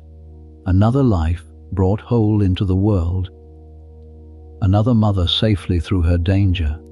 on this one ordinary evening, among the thousands of her working life. She laid the swaddled child at last in its mother's arms, and stood back a little, and let the room have its joy, and outside the shuttered window the long day was sliding down at last toward its dusk. But she would not be leaving yet,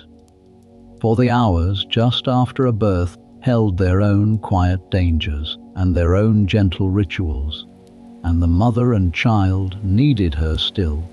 and we will stay with her through them now. The room settled slowly into a deep and weary peace once the child was born, the sharp urgency of the labor giving way to something softer and more tender, though the wise woman did not lower her watchfulness with it. She knew that the hours just after a birth carried real risk of their own for a new mother, and she kept a careful, quiet eye on her through them, watching for any sign of trouble, even as she let the room believe the danger wholly past. This was part of her long experience, this knowing that the work was not finished when the child cried,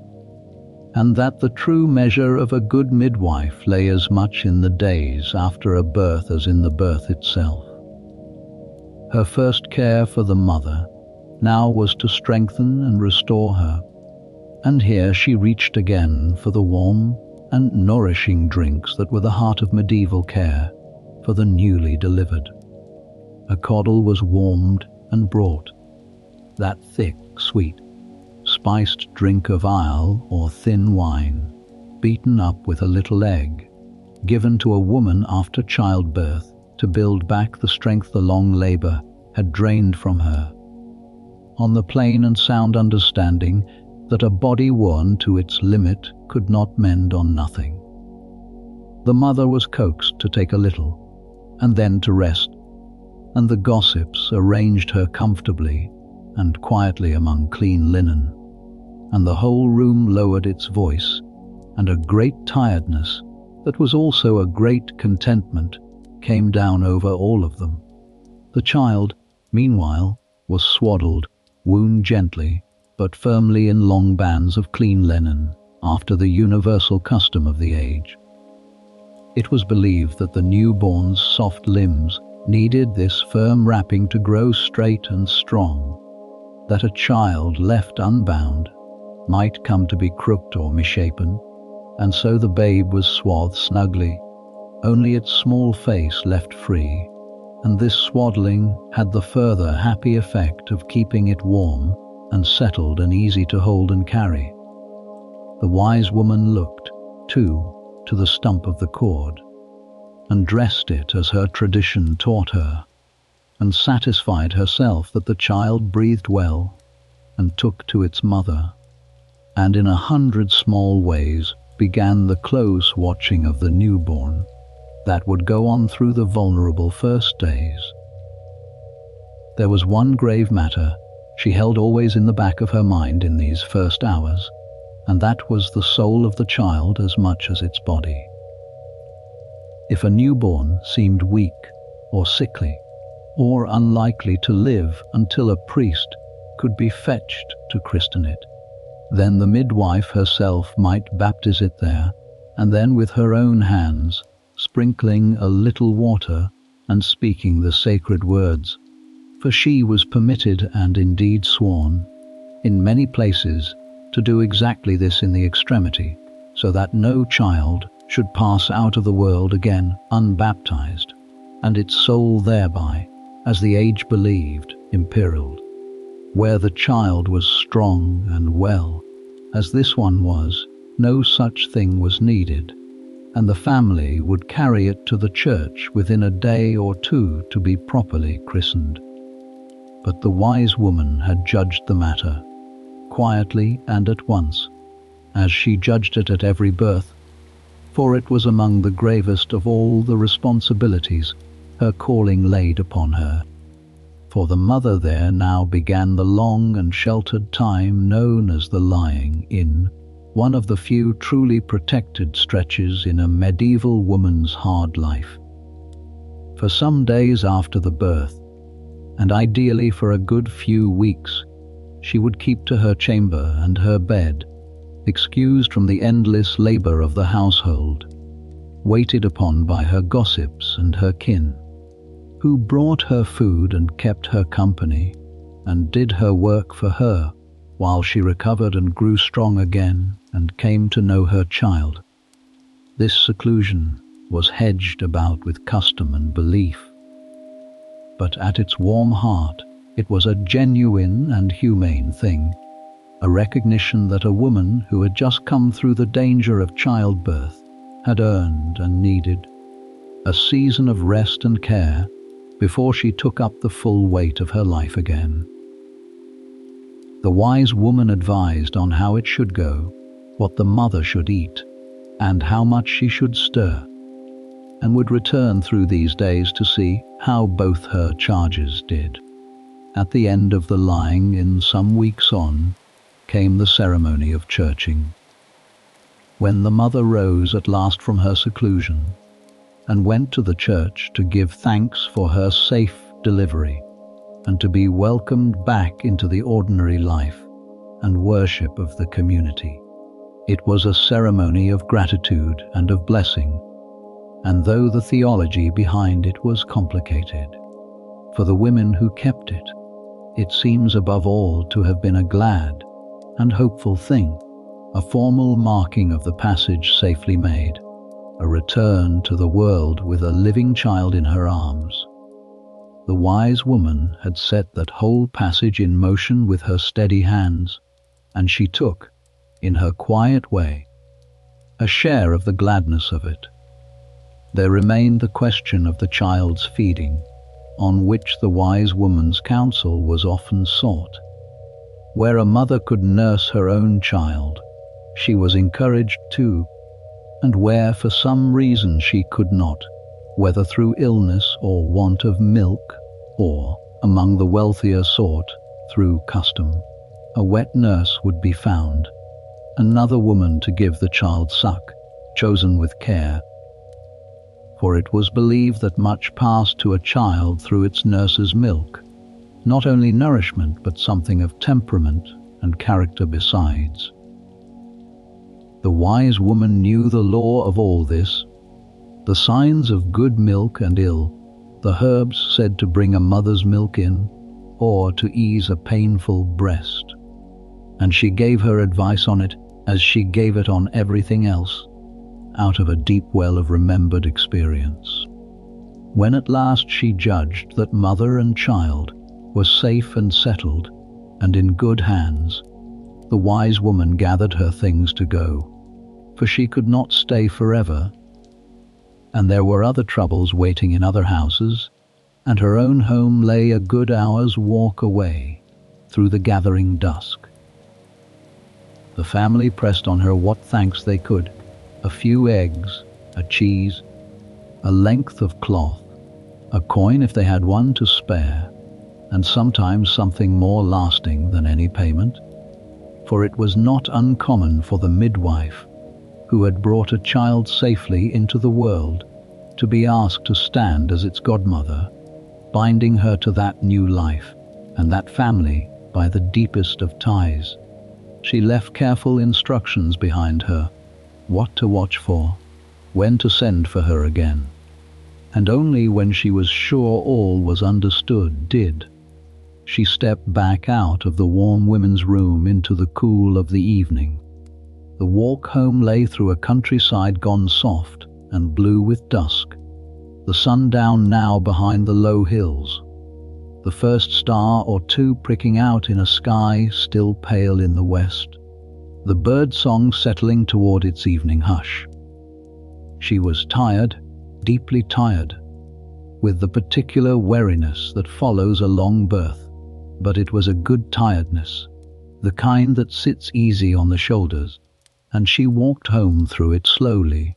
in no hurry now, letting the quiet of the falling evening settle her after the long intensity of the day. Behind her, in the hamlet, a new life had begun that would not have begun so safely without her, and ahead of her lay her own cottage and her own banked fire,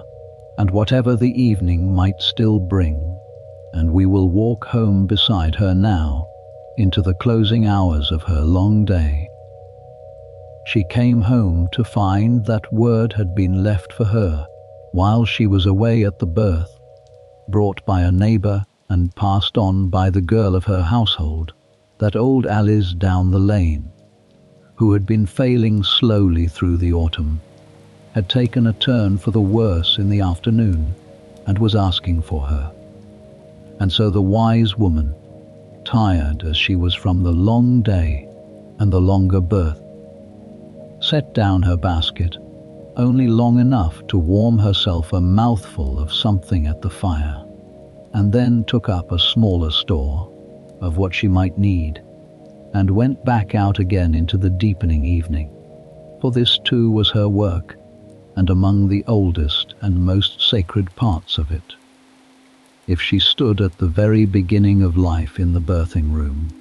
she stood also at its close, at the bedside of the old, and the sick, and the dying, and the same neighbours who called her to bring their children into the world called her, too, to ease their passage out of it. Old Alice had no single illness that the wise woman could name and mend. She had rather the slow-gathered weariness of a long life and a failing body, the kind of fading that no herb in any garden could turn back, and the wise woman knew this the moment she saw her, propped among her pillows in the low firelight, her breath shallow, her hands thin and cool. There would be no cure here. But there was a great deal, still, that could be done, for easing was its own kind of healing, and the wise woman had never held that a case beyond curing was a case beyond care. Indeed, it was often at just such bedsides, where nothing could be mended, that her gifts showed most clearly, in the comfort she could give when comfort was all that was left to give. She drew a stool up close to the bed and took the old woman's cool hand in her own worn one, and spoke to her low and warm, and let her know that she had come. This alone eased something in the sick woman's face, for the wise woman was a familiar and trusted presence, one who had likely tended Alice through every trouble of her long life, and delivered her children, and perhaps her grandchildren too, and there was a deep comfort simply in her being there. Then she set about the small, careful business of easing. She moistened the dry lips with a little water. She smoothed the pillows and the coverlet and helped shift the frail body into an easier position. She warmed the cold hands and feet, for the dying often grew cold at the extremities and were the more comfortable for a little warmth brought to them.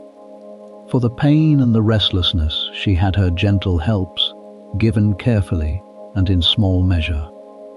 A quiet draught of some soothing herb, valerian perhaps, or a decoction of the wild lettuce, or the poppy that the old books said could dull pain and bring on a merciful drowsiness, given with a knowing and cautious hand,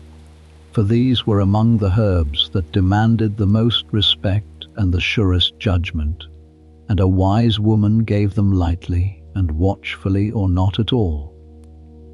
Her aim was not to hasten anything, but only to smooth the way, to take the sharp edges off the discomfort, and let the old woman rest easier than she had, and in this, that evening, she succeeded. For after a while Alice's breathing eased, and her face softened, and she drifted toward a quieter place than she had been in when the wise woman arrived. As she worked,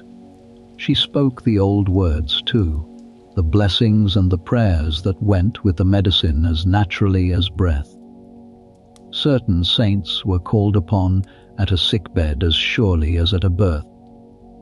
and there were prayers for the sick and prayers for a peaceful passing that the wise woman knew by heart, murmured low over the failing woman as she tended her. Where the trouble was of the body, she reached for the herb, and where it was of the spirit, the fear, the loneliness, the great uncertainty of the dying, she reached for the word, and to her the two were one seamless act, as they had always been. She was not a priest, and she did not pretend to a priest's office, but the priest could not be everywhere at once in a scattered country parish, and it fell very often to the wise woman to sit with the dying in the hours when no priest could come, and to give them what comfort of body and of spirit lay within her power. There was, in the medieval mind, a strong ideal of the good death, the death met calmly and in one's own bed, surrounded by one's people, at peace with God and the world. And much of what the wise woman did at such a bedside was in quiet service of that ideal. She could not choose the hour, but she could do a great deal to make the passage a gentle and a dignified one, free of needless pain, free of loneliness, warm and tended and companion to the last. This was, perhaps, the tenderest of all her many offices, and the one that asked the most of her own steadiness, for to sit calmly and kindly with the dying, night after night across a lifetime, and to keep one's own heart soft to it, while keeping one's hands steady, was no small thing, and it was asked of her again and again. The family took a deep and simple comfort from her presence through such an evening, and this was itself among the most important things she gave. To have the wise woman at the bedside was to know that everything that could be done was being done, that the sufferer was in the best hands the village could offer, and this lifted from the family a weight of helplessness and fear that might otherwise have been unbearable. They could rest a little, knowing she watched. They could weep, knowing she would not be unsettled by it. She held the whole difficult scene together with her calm, as she had held together the birthing room that same afternoon, and the two rooms, the one of new life and the one of failing life, were not so very different in what they asked of her, nor in what she brought to them. Much of what she did for the long ailing and the dying was of this quiet, comforting, undramatic kind, and it made up a large and rarely remembered part of her whole work. She knew the herbs that could ease a hard cough enough to let a sick person sleep, and the ones that could settle a griping pain in the belly, and the ones that could bring a little rest to a mind worn ragged by fear or grief. She knew how to make a sick room bearable, how to keep the air of it sweet with a handful of dried herbs cast on the fire, how to keep a fevered body cool, or a chilled one warm, how to coax a little nourishment into someone who had lost all wish to eat. None of this cured anything, in the way we now think of curing, and much of it she would not have called medicine at all, and yet it eased a very great deal of suffering across her working life, and the easing of suffering, where cure was impossible, was among the truest and kindest of all the things she knew how to do. She sat, too, with the fear that came upon the sick in the long reaches of the night, for illness was frightening in an age that understood so little of it, and a familiar, unafraid presence at the bedside was worth more than any draught. She would talk low and easy of ordinary things, or say the old prayers, or simply be there, awake and calm, while the worst hours of the night went by, and her being there told the sufferer, more surely than any words, that they had not been left alone with their trouble. To be the one who stayed, who did not flinch from sickness or from dying, who could sit through the long dark hours with a steady heart, was a gift not everyone had, and the wise woman had it, worn deep into her by a lifetime of such nights, and she gave it freely wherever it was needed. She stayed a good while at Alice's bedside that evening, until the old woman had settled into a real and easier rest, and the immediate crisis of the afternoon had passed, and only then, with careful instruction to the family about how to tend her through the night, and when to send for her again, did she rise at last to go. Alice might linger yet for days or weeks, or she might slip away before dawn, and the wise woman did not pretend to ire the family or herself to know which, for she had learned long ago the folly of false certainty at a deathbed. She left them with what she could give, which was ease and company, and the plain assurance that she would come again the moment she was needed, and she stepped out once more into the night that had fully fallen now beyond the door. It was, she reflected as she walked the short way home, a day that had held the whole of life in it, dawn to dusk. She had woken new medicine from dried herbs in the grey morning, and eased a fevered child, and dressed a burn, and walked to the next hamlet, and brought a new life whole into the world in the golden afternoon. And now, in the dark of the same day, she had sat with a life drawing toward its close. Birth and death, the two great gates, had both passed through her steady hands between one sunrise and the next, as they had so many times before, and would so many times again. There was no drama in it to her, no sense of anything remarkable. It was simply the shape of her days, the work that was hers, taken up each morning, and set down each night, and taken up again. And yet, walking home through the dark that evening, past the crowded plants of her dooryard, and toward her own waiting fire, she carried with her, as she always did somewhere beneath the calm, a quiet awareness of the strange double place she held in her village, and it is worth our turning to that now, gently and without alarm, for it was a real part of her life. This fine line she walked between being loved and being feared, for the very knowledge that made her so valued could also, in the wrong season and the wrong mood, make her an object of suspicion, and the wise woman knew it. She lived, in a sense, on both sides of a line at once. On the one side she was the beloved healer, the bringer of children, the sitter with the dying, woven into every household in the parish by 1,000 small kindnesses. On the other side she was a woman who knew things other people did not, who gathered strange plants at strange hours, who spoke words over the sick that no one else quite understood, who seemed at times to see a little further into hidden things than her neighbours were entirely comfortable with.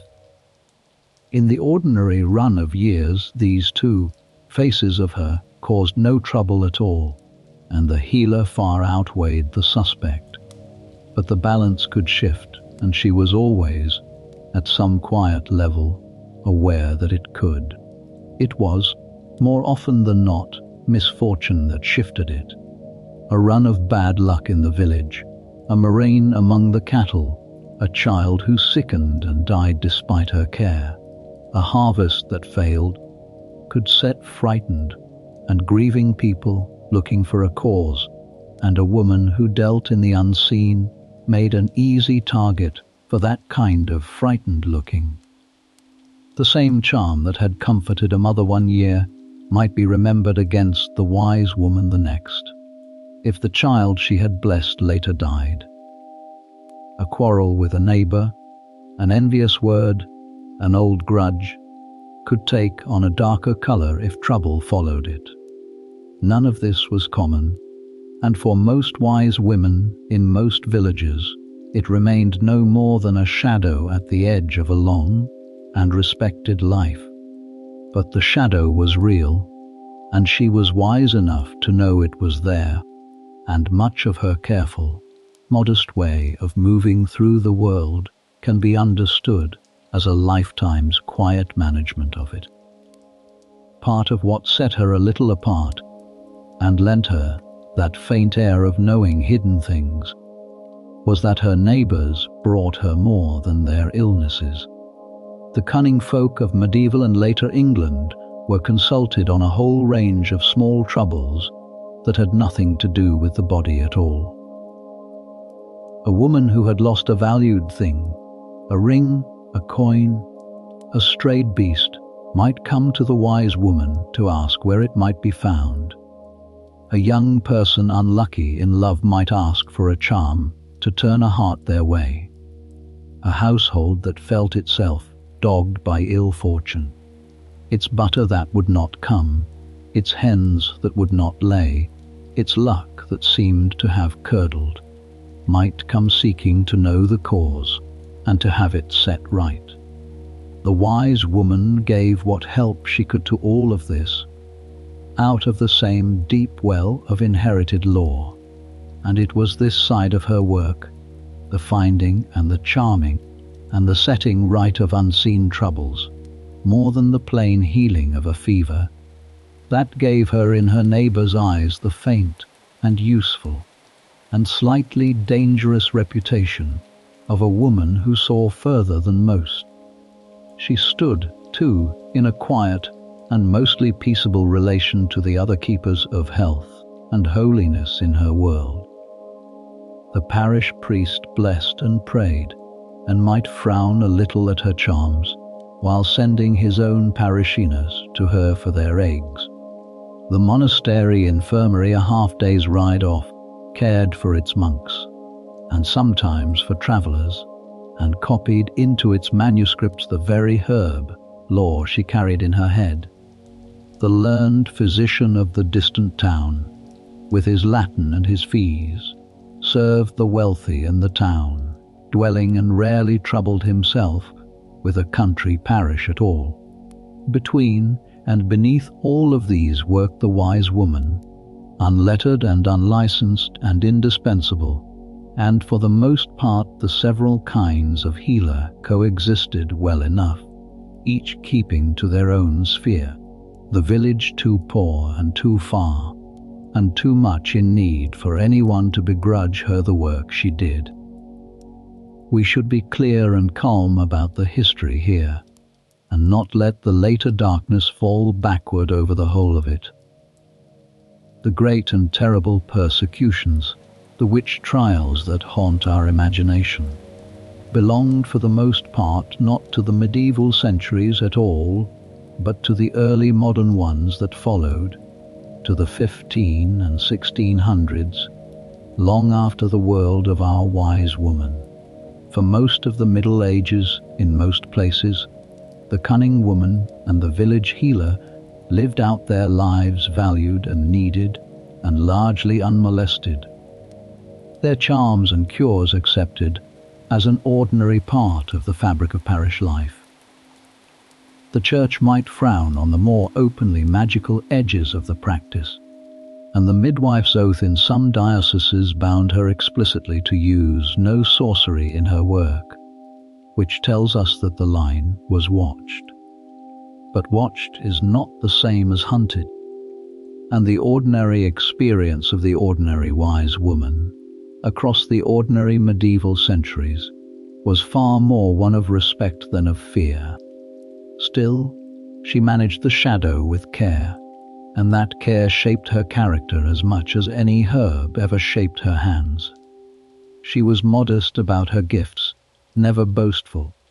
never claiming powers beyond the plain healing of plants and the comfort of familiar prayers.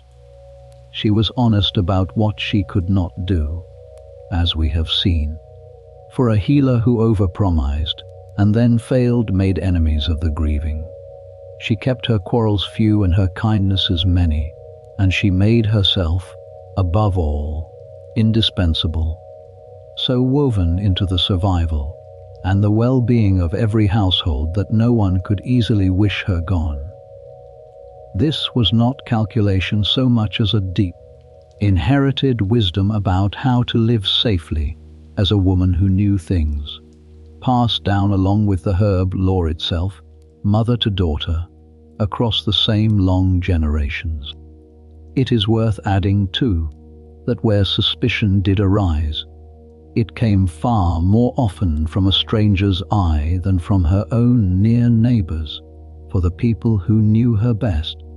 whose children she had delivered, and whose fevers she had cooled, and whose dying she had eased, were the very last to think ill of her. A village frequently closed round its own healer to shield her, valuing her far too highly to give her up lightly to any outside accusation. And there are cases on record of whole communities standing by a wise woman against the suspicions of some incomer or some distant authority who did not know her worth. Her deep web of small kindnesses and quiet obligations, spun across a lifetime of service, was in the end her surest protection. For a woman so needed and so loved by the people among whom she lived was a woman not easily turned upon by them. The shadow, where it fell at all, tended to fall from further off, and her own parish, more often than not, was her shelter rather than her danger. And so the fear was only ever a small dark thread running through a life whose broad cloth was woven of respect and use and gratitude, and she did not dwell on it, and neither shall we. She had walked this line all her life, mostly and comfortably on the safe side of it, and she walked it now toward her own front door in the full dark of the evening, tired and satisfied, and entirely herself, the beloved healer of a grateful parish far more than the suspect woman at its edge. She lifted the latch of her own gate at last, and stepped back into the warmth of her cottage, and the low glow of her banked fire, where the girl of her household waited up for her, and where the gentler business of the evening now awaited them both, and we will settle in by that fire with them now. The girl of the household had waited up for her, as she often did, and had kept the fire fed and a little supper warm, and she looked up now from her seat by the hearth with the particular mixture of relief and curiosity that the wise woman knew well, for the girl was not only her kin and her helper, but her pupil. Whether either of them ever quite named it so, and the evening by the fire was the hour in which the greatest part of her teaching was done. All day the girl had fetched and carried, and held the cloth and gathered the nettle, and watched from the edges, and now, in the low glow of the settled fire, came the quieter work of making sense of it all, the slow passing on of a knowledge that had come to the wise woman herself in exactly this way, at exactly such a fireside, from her own mother long ago. For this was how the knowledge moved, and had always moved, not by any book or school or examination, but by watching, by doing, by small correction, and above all by rhyme and repetition at the hearth. Almost without exception a wise woman had not chosen her calling so much as grown into it.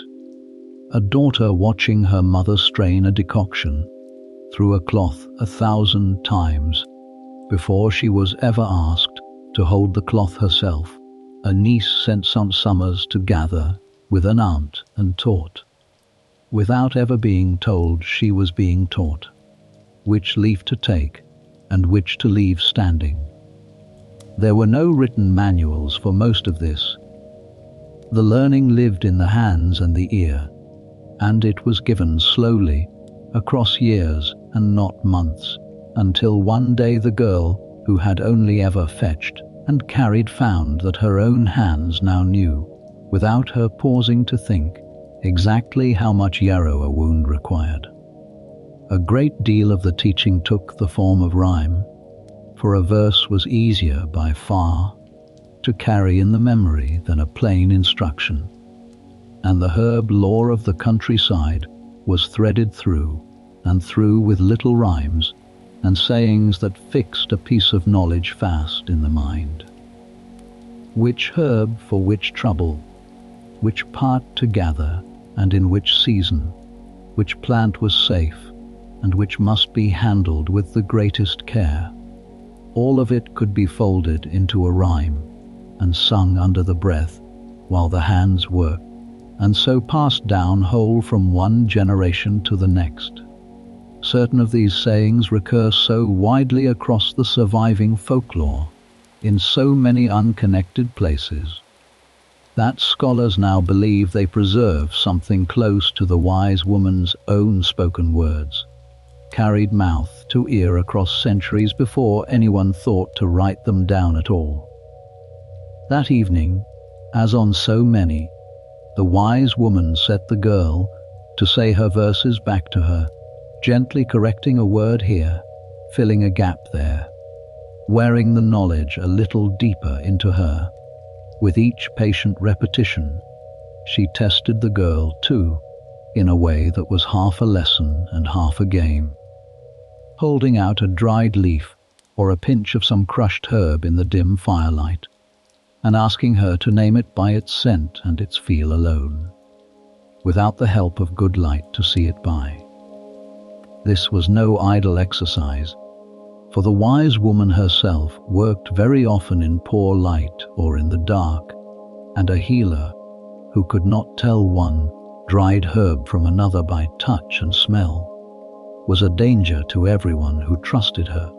The girl bent her nose to the leaf and turned it in her fingers and named it, rightly or wrongly, and learned from each small success and each small mistake, and so built up, evening by evening, the same sure knowledge in her own hands that the wise woman carried in hers. The day's own troubles became lessons in their turn, for there was no better teacher than a real case freshly seen. The wise woman talked the girl quietly through the fevered child of the morning, why she had chosen the feverfew and cooled it and sweetened it so, why she had spoken as she had to the frightened mother, what she had watched for and why. She talked her through the burn and the toothache, and, in her own careful and unfrightening way, through the birth in the next hamlet, all that she had done and judged and prepared, so that the girl might carry it forward when her own turn came to stand at a birth stool. This turning of the day's work into the next day's knowledge, done softly at the fire while the pottage cooled, was the true engine of the whole tradition, the way a lifetime's hard-won experience was handed on before it could be lost. Among all the lessons, none was taught with more care than the knowledge of the plants that could harm, for a healer's herbs and a poisoner's were very often the same plants in different measure, and a mistake among them could kill. The girl was taught the death plants with particular gravity, the hemlock and the nightshades and the rest, taught to know them at every stage of their growth, taught which look a like innocent plant grew beside them, and how to tell the two apart, taught above all a deep and lasting caution around them. Some of these dangerous plants had their true and careful uses in tiny, exact amounts, for easing pain or bringing sleep, and the girl would learn those uses too, in time when she was ready. But first, and for years, she was taught simply to respect them, and to be afraid of them in the right and useful way. This grave and patient teaching of danger was among the wise woman's heaviest responsibilities, for she was placing knowledge that could kill into young hands, and she did it slowly and soberly, and with a great deal of watching. There was, running beneath all of this,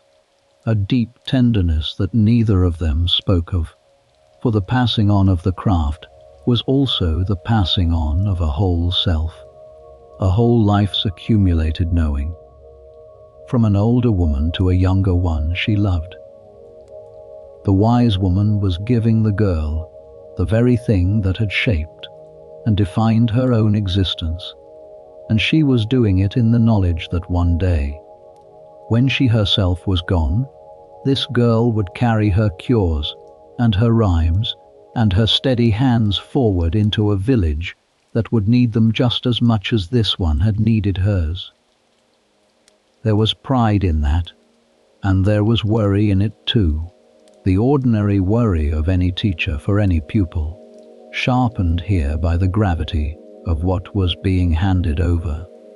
And both the pride and the worry lived quietly in the wise woman's face as she watched the girl say back her verses by the fire. She thought, sometimes, of the long chain she stood in, though she would not have put it in such words. Her knowledge had come from her mother, and her mother's from hers, back and back beyond any name that anyone still remembered, each woman in the line adding some small refinement of her own before passing the whole on, so that what the girl was learning at this fireside was not the knowledge of one woman, but the gathered wisdom of 100 generations of women, worn smooth and sure by all their long use. And the girl, in her turn, would add her own small refinements and pass it on again, and so the unbroken line would run on into a future neither of them could imagine, mother to daughter, aunt to niece, teacher to willing pupil, exactly as it had run out of a past neither could remember. The receipt book that held all this, if we can even call it a book, was nothing written anywhere at all. It was the memory of the wise woman, and it would become the memory of the girl, and it lived only there, in the two of them, and in the women who would come after, as vulnerable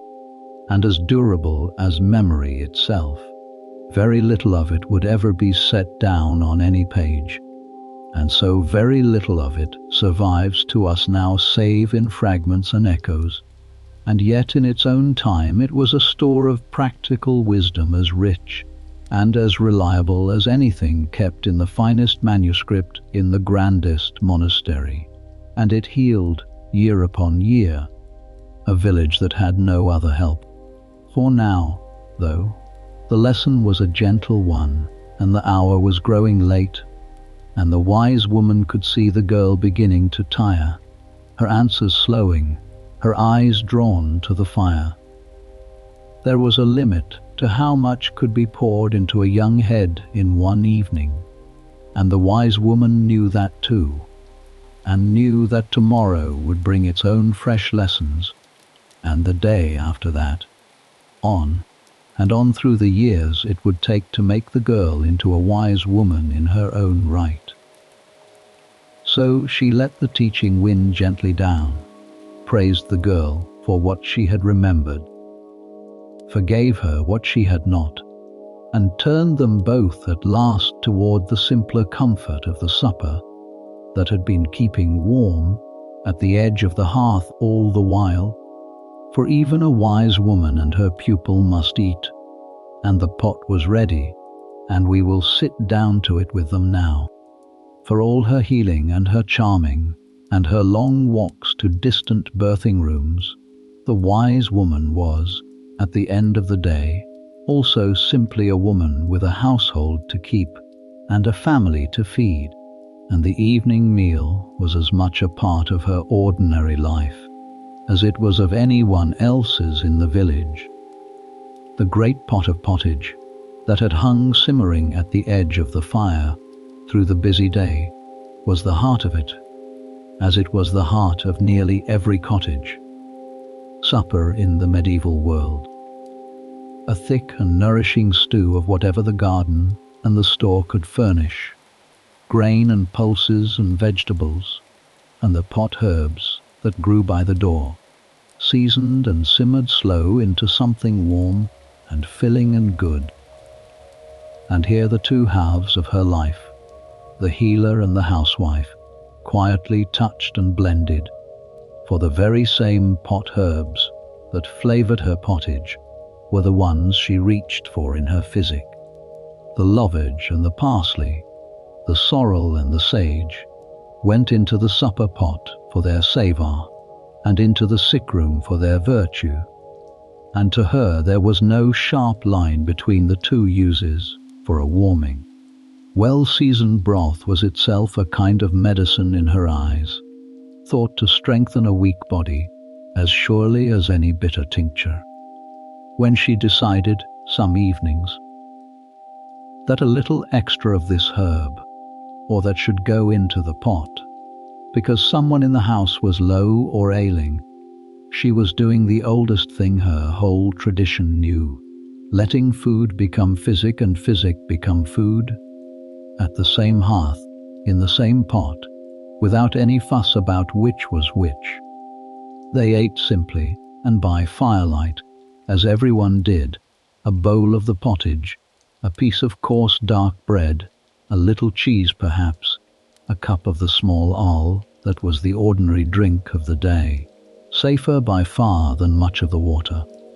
There was no great ceremony to it. The wise woman and her girl, and whatever other souls made up the household, an aged parent by the fire, a young child, sat together in the low light and ate their fill, and let the long day settle. It was the plainest and most ordinary scene imaginable, and there is something worth holding on to in that very ordinariness. For it reminds us that this woman whose day had held a birth and a death watch, and a dozen small healings was, at bottom, a neighbour and a mother, and a keeper of a house like any other, and that her extraordinary knowledge sat inside an entirely ordinary life. The household gathered at that fire was, as often as not, a small and a somewhat unusual one, for a great many wise women were older women, widows or women whose own children had long since grown and married and gone to households of their own. Age itself was part of the wise woman's standing, for her craft was one that only long years could ripen. and a healer's hair was expected to be grey. Her own family, if she had one still about her, might be no more than a grandchild being raised into the work, or an unmarried daughter, or a niece taken in, and it was very commonly a granddaughter, or such a young kinswoman who became, in time, the girl at her fireside and the heir to her knowledge. There was a quiet poignancy in this, that a woman so bound into the family life of every other household in the parish, present at the births and the deaths of a whole village, often kept a small and quiet hearth of her own great losses and loves long behind her, her days given over now to other people's. But it was a shape of life she had chosen and grown into, and there was contentment in it as well as loneliness. And the young voice of the girl across the fire was company enough for most evenings. Before the household sought its bed, there would be, in the ordinary way of the age, some small turning of the mind toward God. For the medieval day was framed at both ends by prayer as naturally as by the light. A few familiar words said together by the fire, a thanks for the day's mercies and a plea for a quiet night, closed the household's day, much as the raising of the fire had opened it. The wise woman, for all the charms and the older lore she carried, was in her own understanding a Christian woman of her parish like any other, and she said her evening prayers with the rest, and saw no more strangeness in doing so than in anything else she did.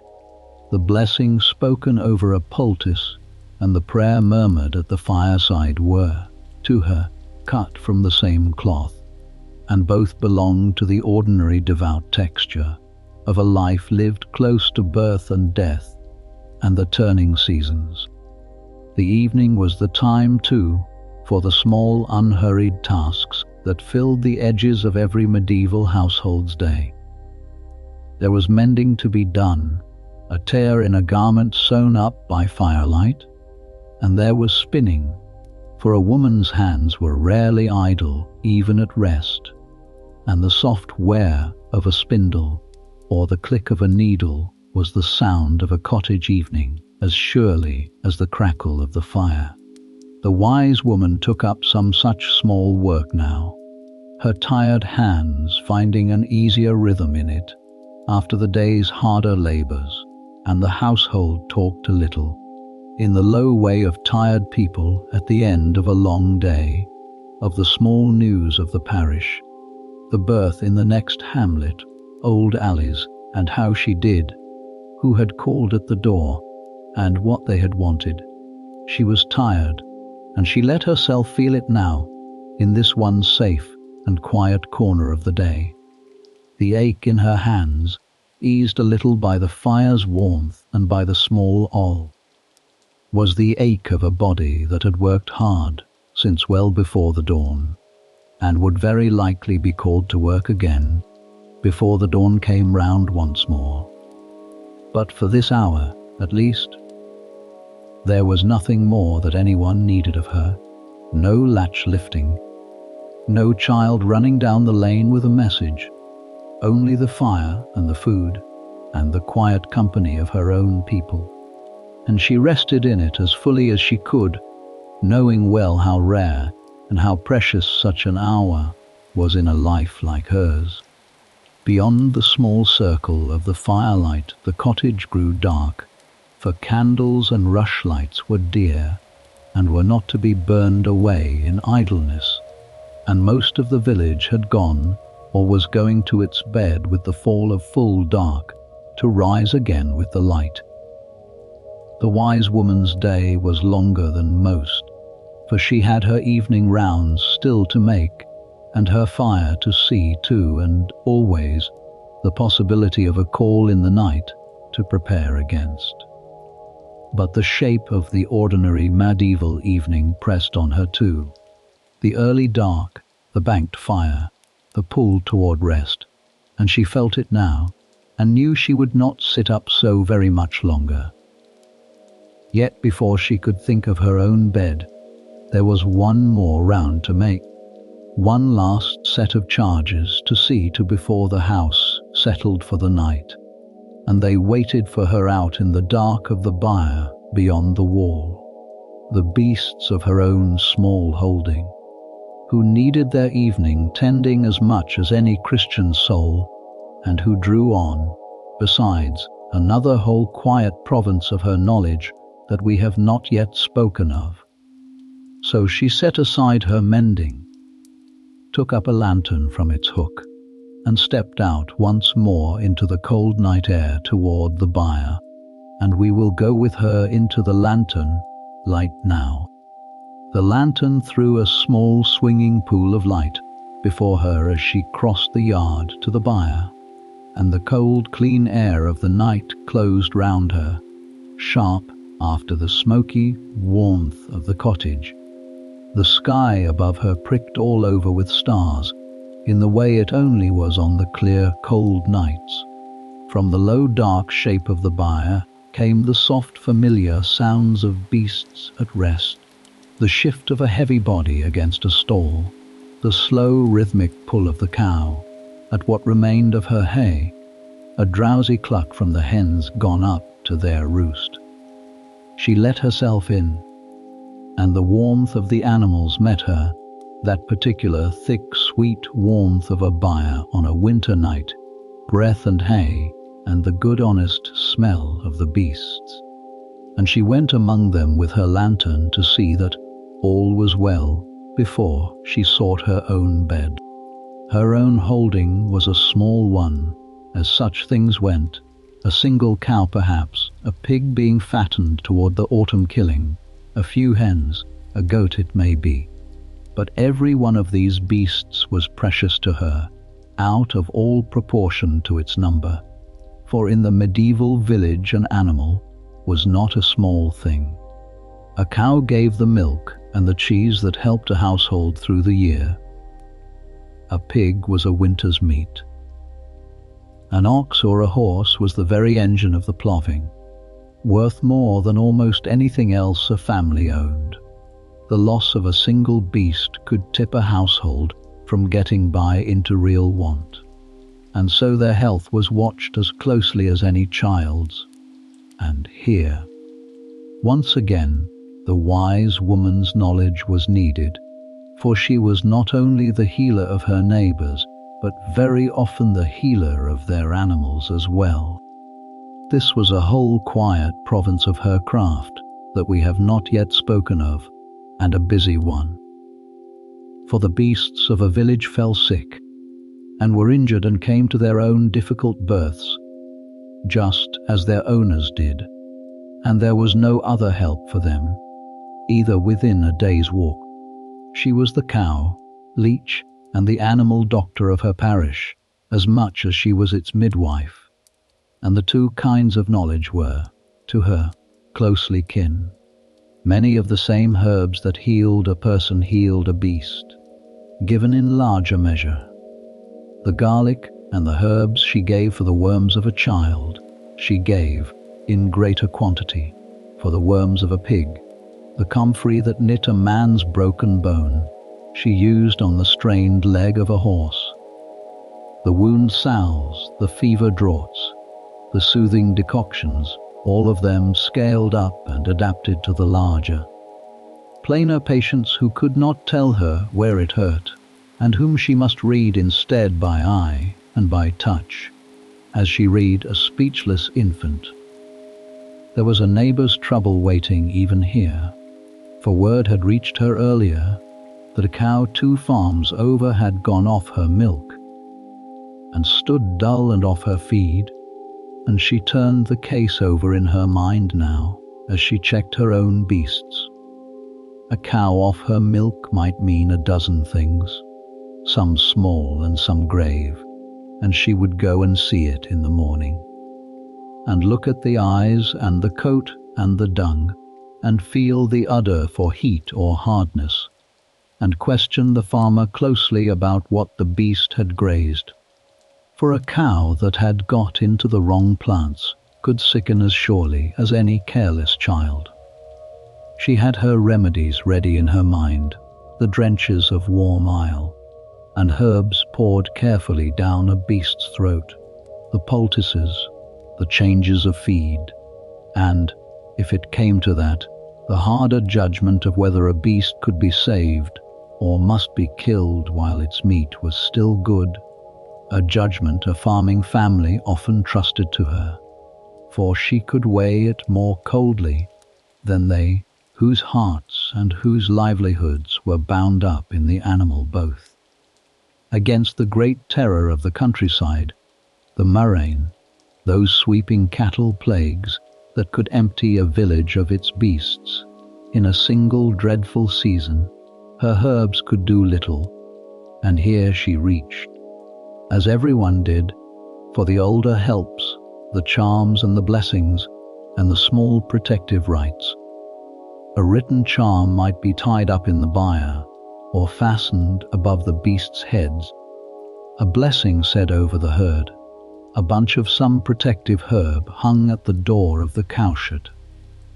The church itself blessed animals on certain days, and the line between that holy blessing and the wise woman's homelier charm was, as ever, a fine and untroubled one in the ordinary mind.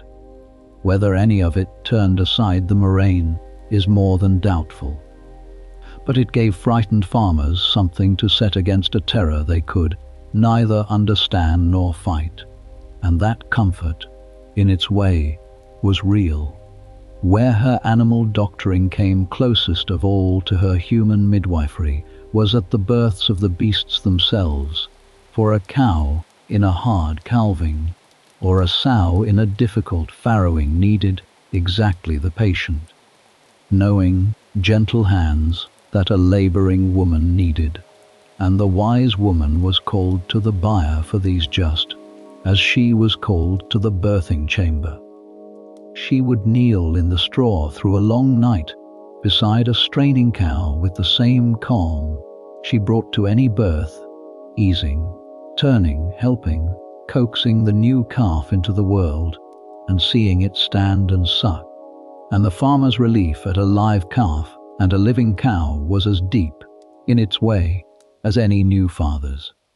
The skills were one skill, the patience one patience, and the wise woman moved between the birthing room and the byre across her working life, without ever feeling she had crossed from one trade into another. Her remedies for the beasts were as various as those for her neighbours, and she carried a whole separate store of animal lore in her memory alongside the rest. For a cow blown up and groaning with the bloat that came of too much rich, wet grass, there were the old remedies to bring away the wind and ease her. For the foot rot that lamed sheep in the wet seasons, there were the paring and the cleansing and the astringent washes. For worms in a horse or a pig, there were the bitter herbs, the garlic and the wormwood, given in a mash. For a beast gone dull and off its feed, there were the warming drenches to rouse its appetite and stir its blood. None of this was written anywhere, and much of it we can only guess at now from the fragments that survive. But it was real and detailed and hard-won knowledge, and a good animal doctor was as prized in a farming village as a good midwife, and very often, as here, they were one and the same woman. Not all the animals of her holding were charges to be doctored, though for two at least were companions, and she came to them now with a plainer affection. The cat that kept her stores clear of mice, lean and watchful and half wild, wound once about her ankles in the lantern light, and was gone again into the dark on its own night business, and yet it was worth more to her hoard of dried herbs than any charm, and she valued it accordingly. And the old dog that had lifted its ear at her rising in the black of the morning came stiffly to her now for a word and a touch before the house slept, the faithful companion of a woman who walked a great many lonely roads at a great many lonely hours, and was glad on the dark walks home of a dog at her heel. There was between the wise woman and all her beasts, the doctored and the companion alike, a closeness and a dependence that our own age has largely lost. For she lived cheek by jowl with her animals, in a way we do not, sharing her very warmth with them on the cold nights, reading the weather and the seasons in their behavior, owing to them her milk and her eggs and her mousing and her company both. She knew each of them as an individual, its temper and its habits, the way a shepherd knows his sheep, and this deep daily knowledge of animals fed back into her doctoring of them. For she could tell at a glance when a familiar beast was not itself, long before any plainer sign of sickness showed. It was all of a piece with the rest of her, this attention, this reading of small signs, this patient care extended to every living thing about her, plant and beast and neighbour alike. She stood a moment longer in the warm dark of the byre. When her round was done, the lantern lowered, listening to the settled breathing of the beasts and the small night sounds of the yard beyond, in no hurry to leave the animal warmth for the colder walk back across to the cottage.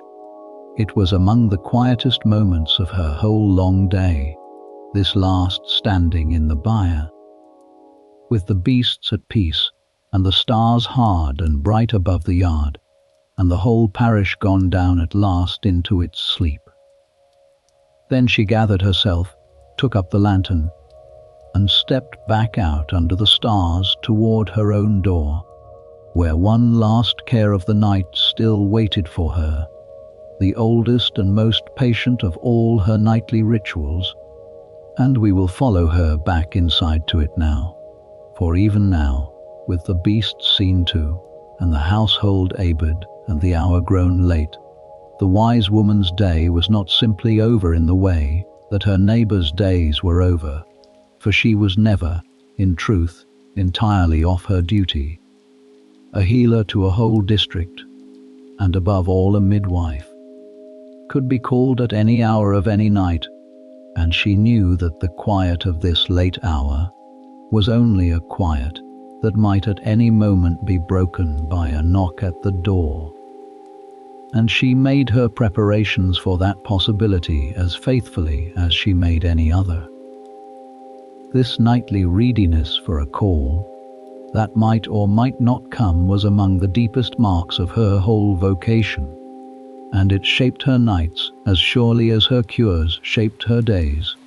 So before she thought at all of her own rest, she saw to the basket by the door. It stood always ready, packed and waiting on its accustomed spot beside the latch, so that if a frightened messenger came hammering in the black middle of the night, she need not fumble half asleep for the things she would need, but could take up the basket and be gone within moments. She checked it now by the last of the firelight, that the clean linen was there, and the herbs she was likeliest to want,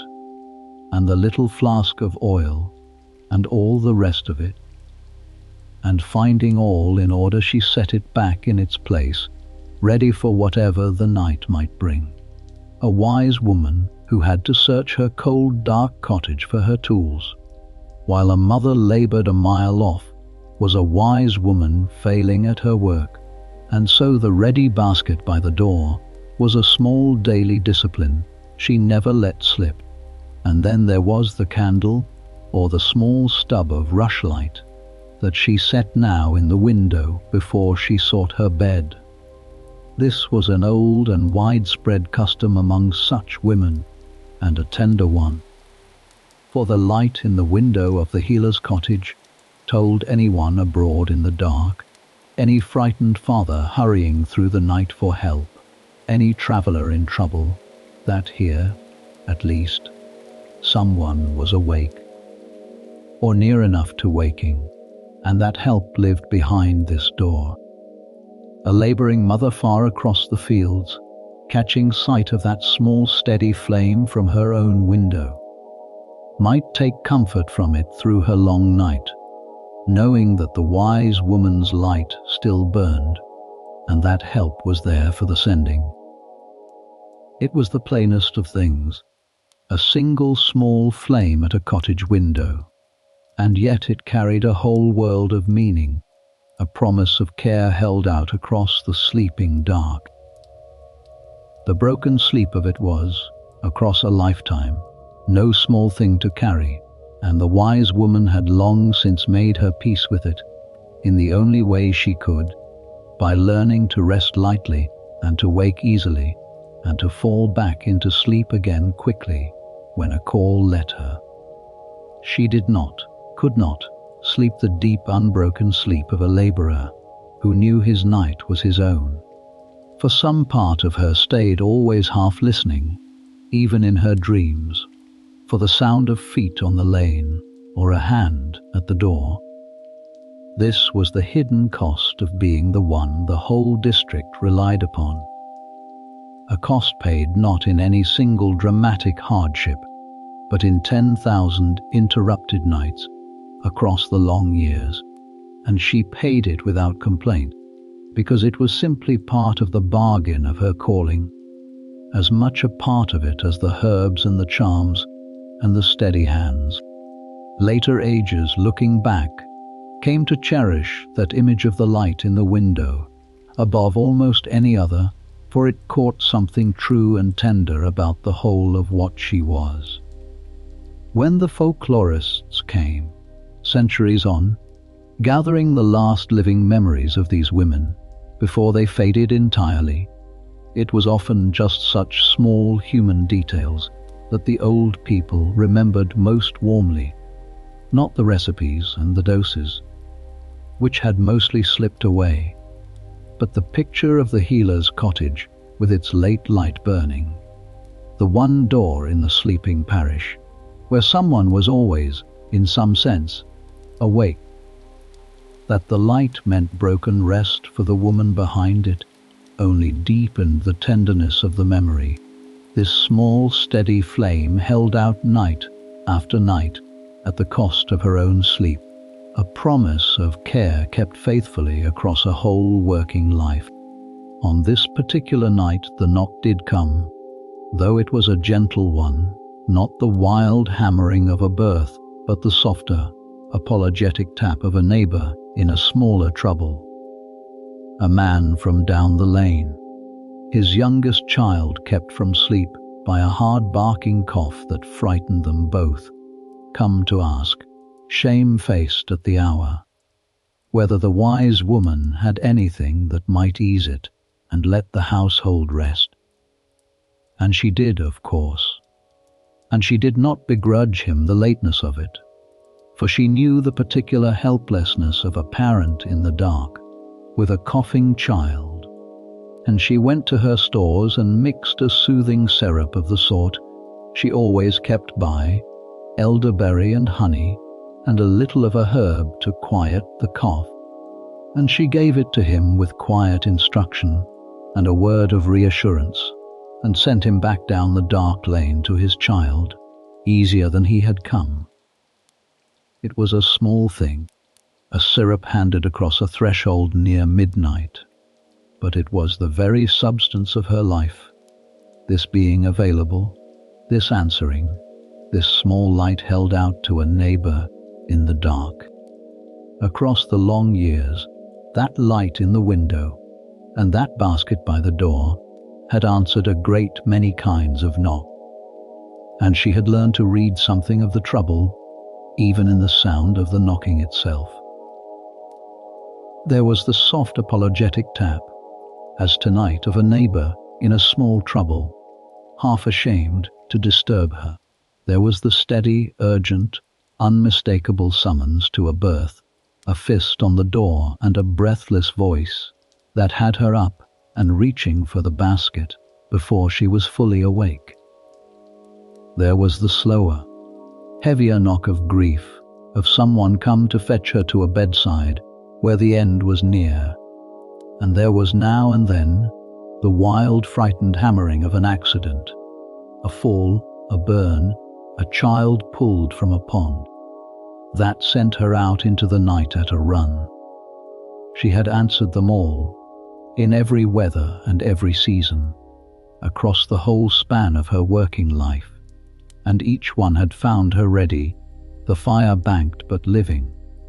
the basket packed, the light burning, herself never truly more than half asleep. This was what it meant to be the one the parish relied upon in the dark, and she had long since stopped thinking of it as anything other than simply her life. She stood in her doorway a moment after he had gone, watching his lantern bob away down the lane and vanish, the cold night air about her, the stars wheeling slow overhead, the whole village dark and silent, and asleep save for herself and that one dwindling light. There was a deep peace in the moment, and a deep loneliness too, and the two were so mingled in her by now that she could hardly have told them apart. She was the one awake at the edge of the sleeping parish, the keeper of the light in the window, the one to whom the others came in the dark, and it was a solitary place to stand, and also, in its way, an honoured and a needed one. Then she drew back inside, and lowered the latch, and turned at last toward the banked fire, and her own long-delayed rest, and we will keep her company through these final quiet moments of her day. And so we come with her at last to the final quiet hour of her long day, the hour near midnight, when the last caller has been sent easier into the dark, and the whole household and the whole parish beyond it have gone down into sleep, and there is nothing left for her to do but see to the fire and seek, at long last, her own rest. She moves through the cottage now by the low red glow of the hearth and the last inch of her rushlight, slow and quiet and unhurried, for there is no reason at all to hurry any more, and her tired feet cross the packed earth floor she has crossed 10,000 times, sure of every step of it in the dark. She makes, before she sleeps, a last slow round of her small domain, as she does every night, a quiet checking that all is as it should be. She looks in on the girl, asleep now behind the hanging of coarse cloth, her young face slack and peaceful in sleep, her lessons of the evening already sinking down into the deep memory, where they would live and grow. And the wise woman stands over her a moment, with something soft in her own tired face, the pride and the worry of the teacher, and the plain love of an older woman for a young one she is raising up. She checks the door, and the stores, and the ready basket in its place, and the beast's sounds carrying faint from the byre, and finds all of it in order, the whole small world of her holding safe and settled for the night. And she tots up the day, as she nearly always does in this last hour, not in any ledger and not in numbers, for she keeps no accounts of that kind, but simply in the quiet turning over of it in her mind. There was the fevered child of the morning, who would be cooler now and sleeping. There was the burned hand, and the aching tooth, and the small store of eggs and thread, and a coin or two that had come to her across the day in payment. There was the long walk to the next hamlet, and the new life brought whole and crying into the world in the golden afternoon, the greatest work of any of her days. There was old Alice, eased at least for this one night. There was the girl and her verses, and the supper, and the beasts, and the coughing child, soothed at the very last. A full day, an ordinary day, a day like 10,000 others. She had lived and would live, and she folds it up now in her mind and sets it gently aside, complete. Then she kneels a last time at the hearth and banks the fire for the night, and in this small nightly act the whole shape of her day and of her life comes quietly round to where it began. She rakes the glowing embers together into a close heap and covers them over carefully with a thick blanket of ash, exactly as she uncovered them in the black of the morning,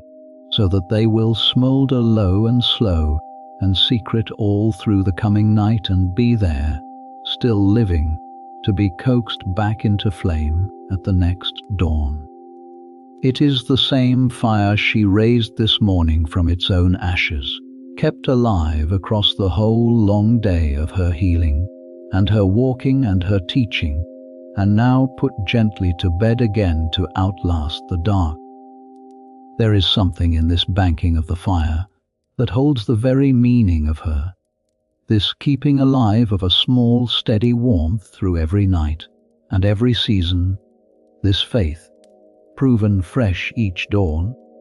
that the light can always be brought back from the dark, however cold and long the night between. For her days had this same shape, one after another, across the whole of her long life, and the sameness of them was not a poverty, but a kind of quiet wealth. She had risen before the dawn and gathered in the dew, and made her medicines at the fire, and answered whoever came to her door 10,000 times over, in her youth with a quick step, and now in her age more slowly, and she would do it again tomorrow, and the day after,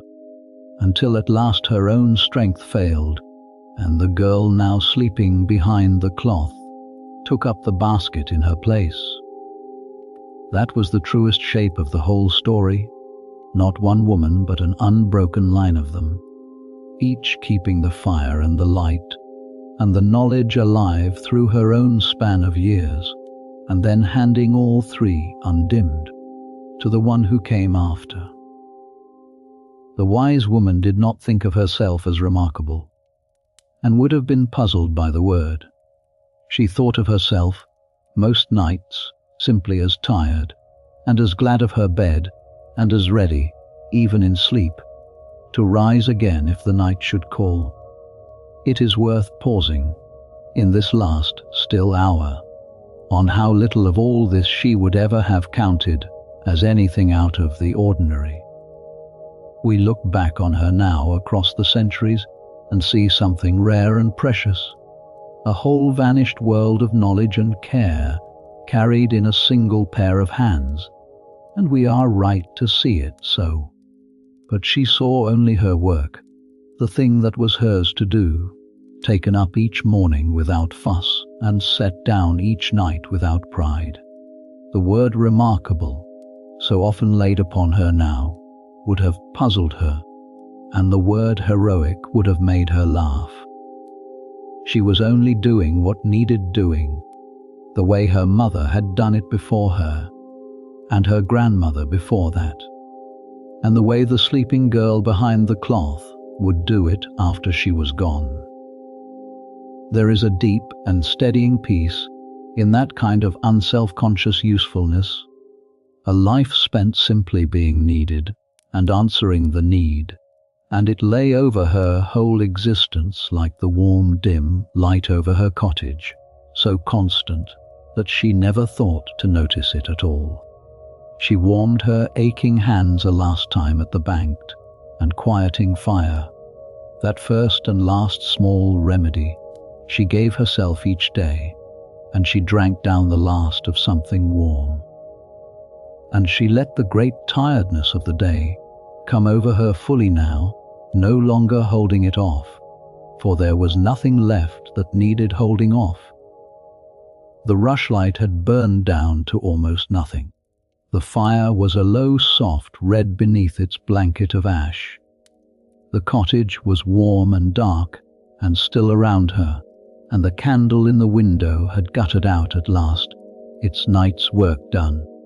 And beyond the little panes the whole sleeping parish lay silent, under the wheeling stars, every soul in it, the newly born and the slowly dying, and all the ordinary living between,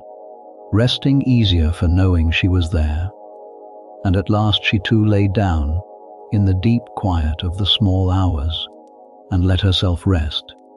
Whatever calls might come before the dawn, and some night soon one surely would. She had for this 1 hour done all that any woman could do, and given all that she had to give, and earned, as fully as anyone ever earns it, the right simply to close her eyes. The day was folded up and set aside. The fire was banked. The basket stood ready by the door, and the wise woman of the village, the cunning woman at the edge of the parish, the keeper of the light and the fire, and the long unwritten knowledge, slept at last, as we shall let her sleep, gently and without disturbance, through what remained of the quiet dark. We have wandered a very long way tonight, and it is time now to let it all settle. We began before the dawn, in a cold cottage where a woman rose alone in the dark to raise the fire, and we followed her out into the dew of the hedgerow, and back to her drying loft and her morning hearth, through the callers at her door and the crowded green of her garden, along the road to a berth in the next hamlet, and through the long calm hours of it, home again through the dusk to a bedside where a life was slowly fading,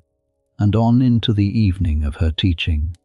and her supper, and her beasts, and her ready basket, and her light in the window, until at last we knelt with her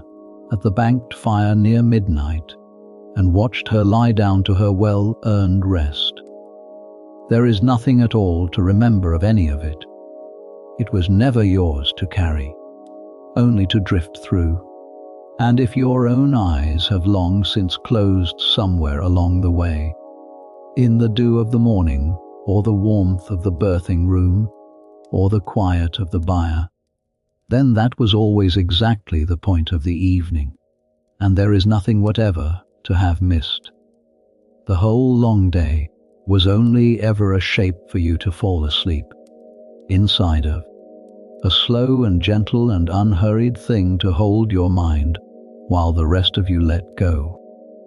So let every muscle soften now, one by one, from your brow down to your feet, heavier and heavier, sinking gently into wherever you are resting tonight. There is nothing left to do, and nowhere at all to be. The fire is banked to its last soft embers. The basket is set down by the door. The whole village she spent her life quietly, tending has gone fully, peacefully still, and it is time now for you to do the very same. Sleep well. The quiet apothecary will be back soon, with another quiet chapter, another slow evening, another cupboard of remedies and gentle stories. Whenever you are ready to return, there is no hurry at all.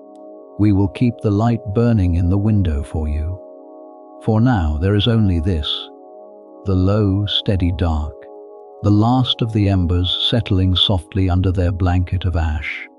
and the whole of a long night ahead of you, unhurried, uninterrupted, and entirely your own. Rest now, all is well, and all is quiet, and the fire will still be warm at dawn.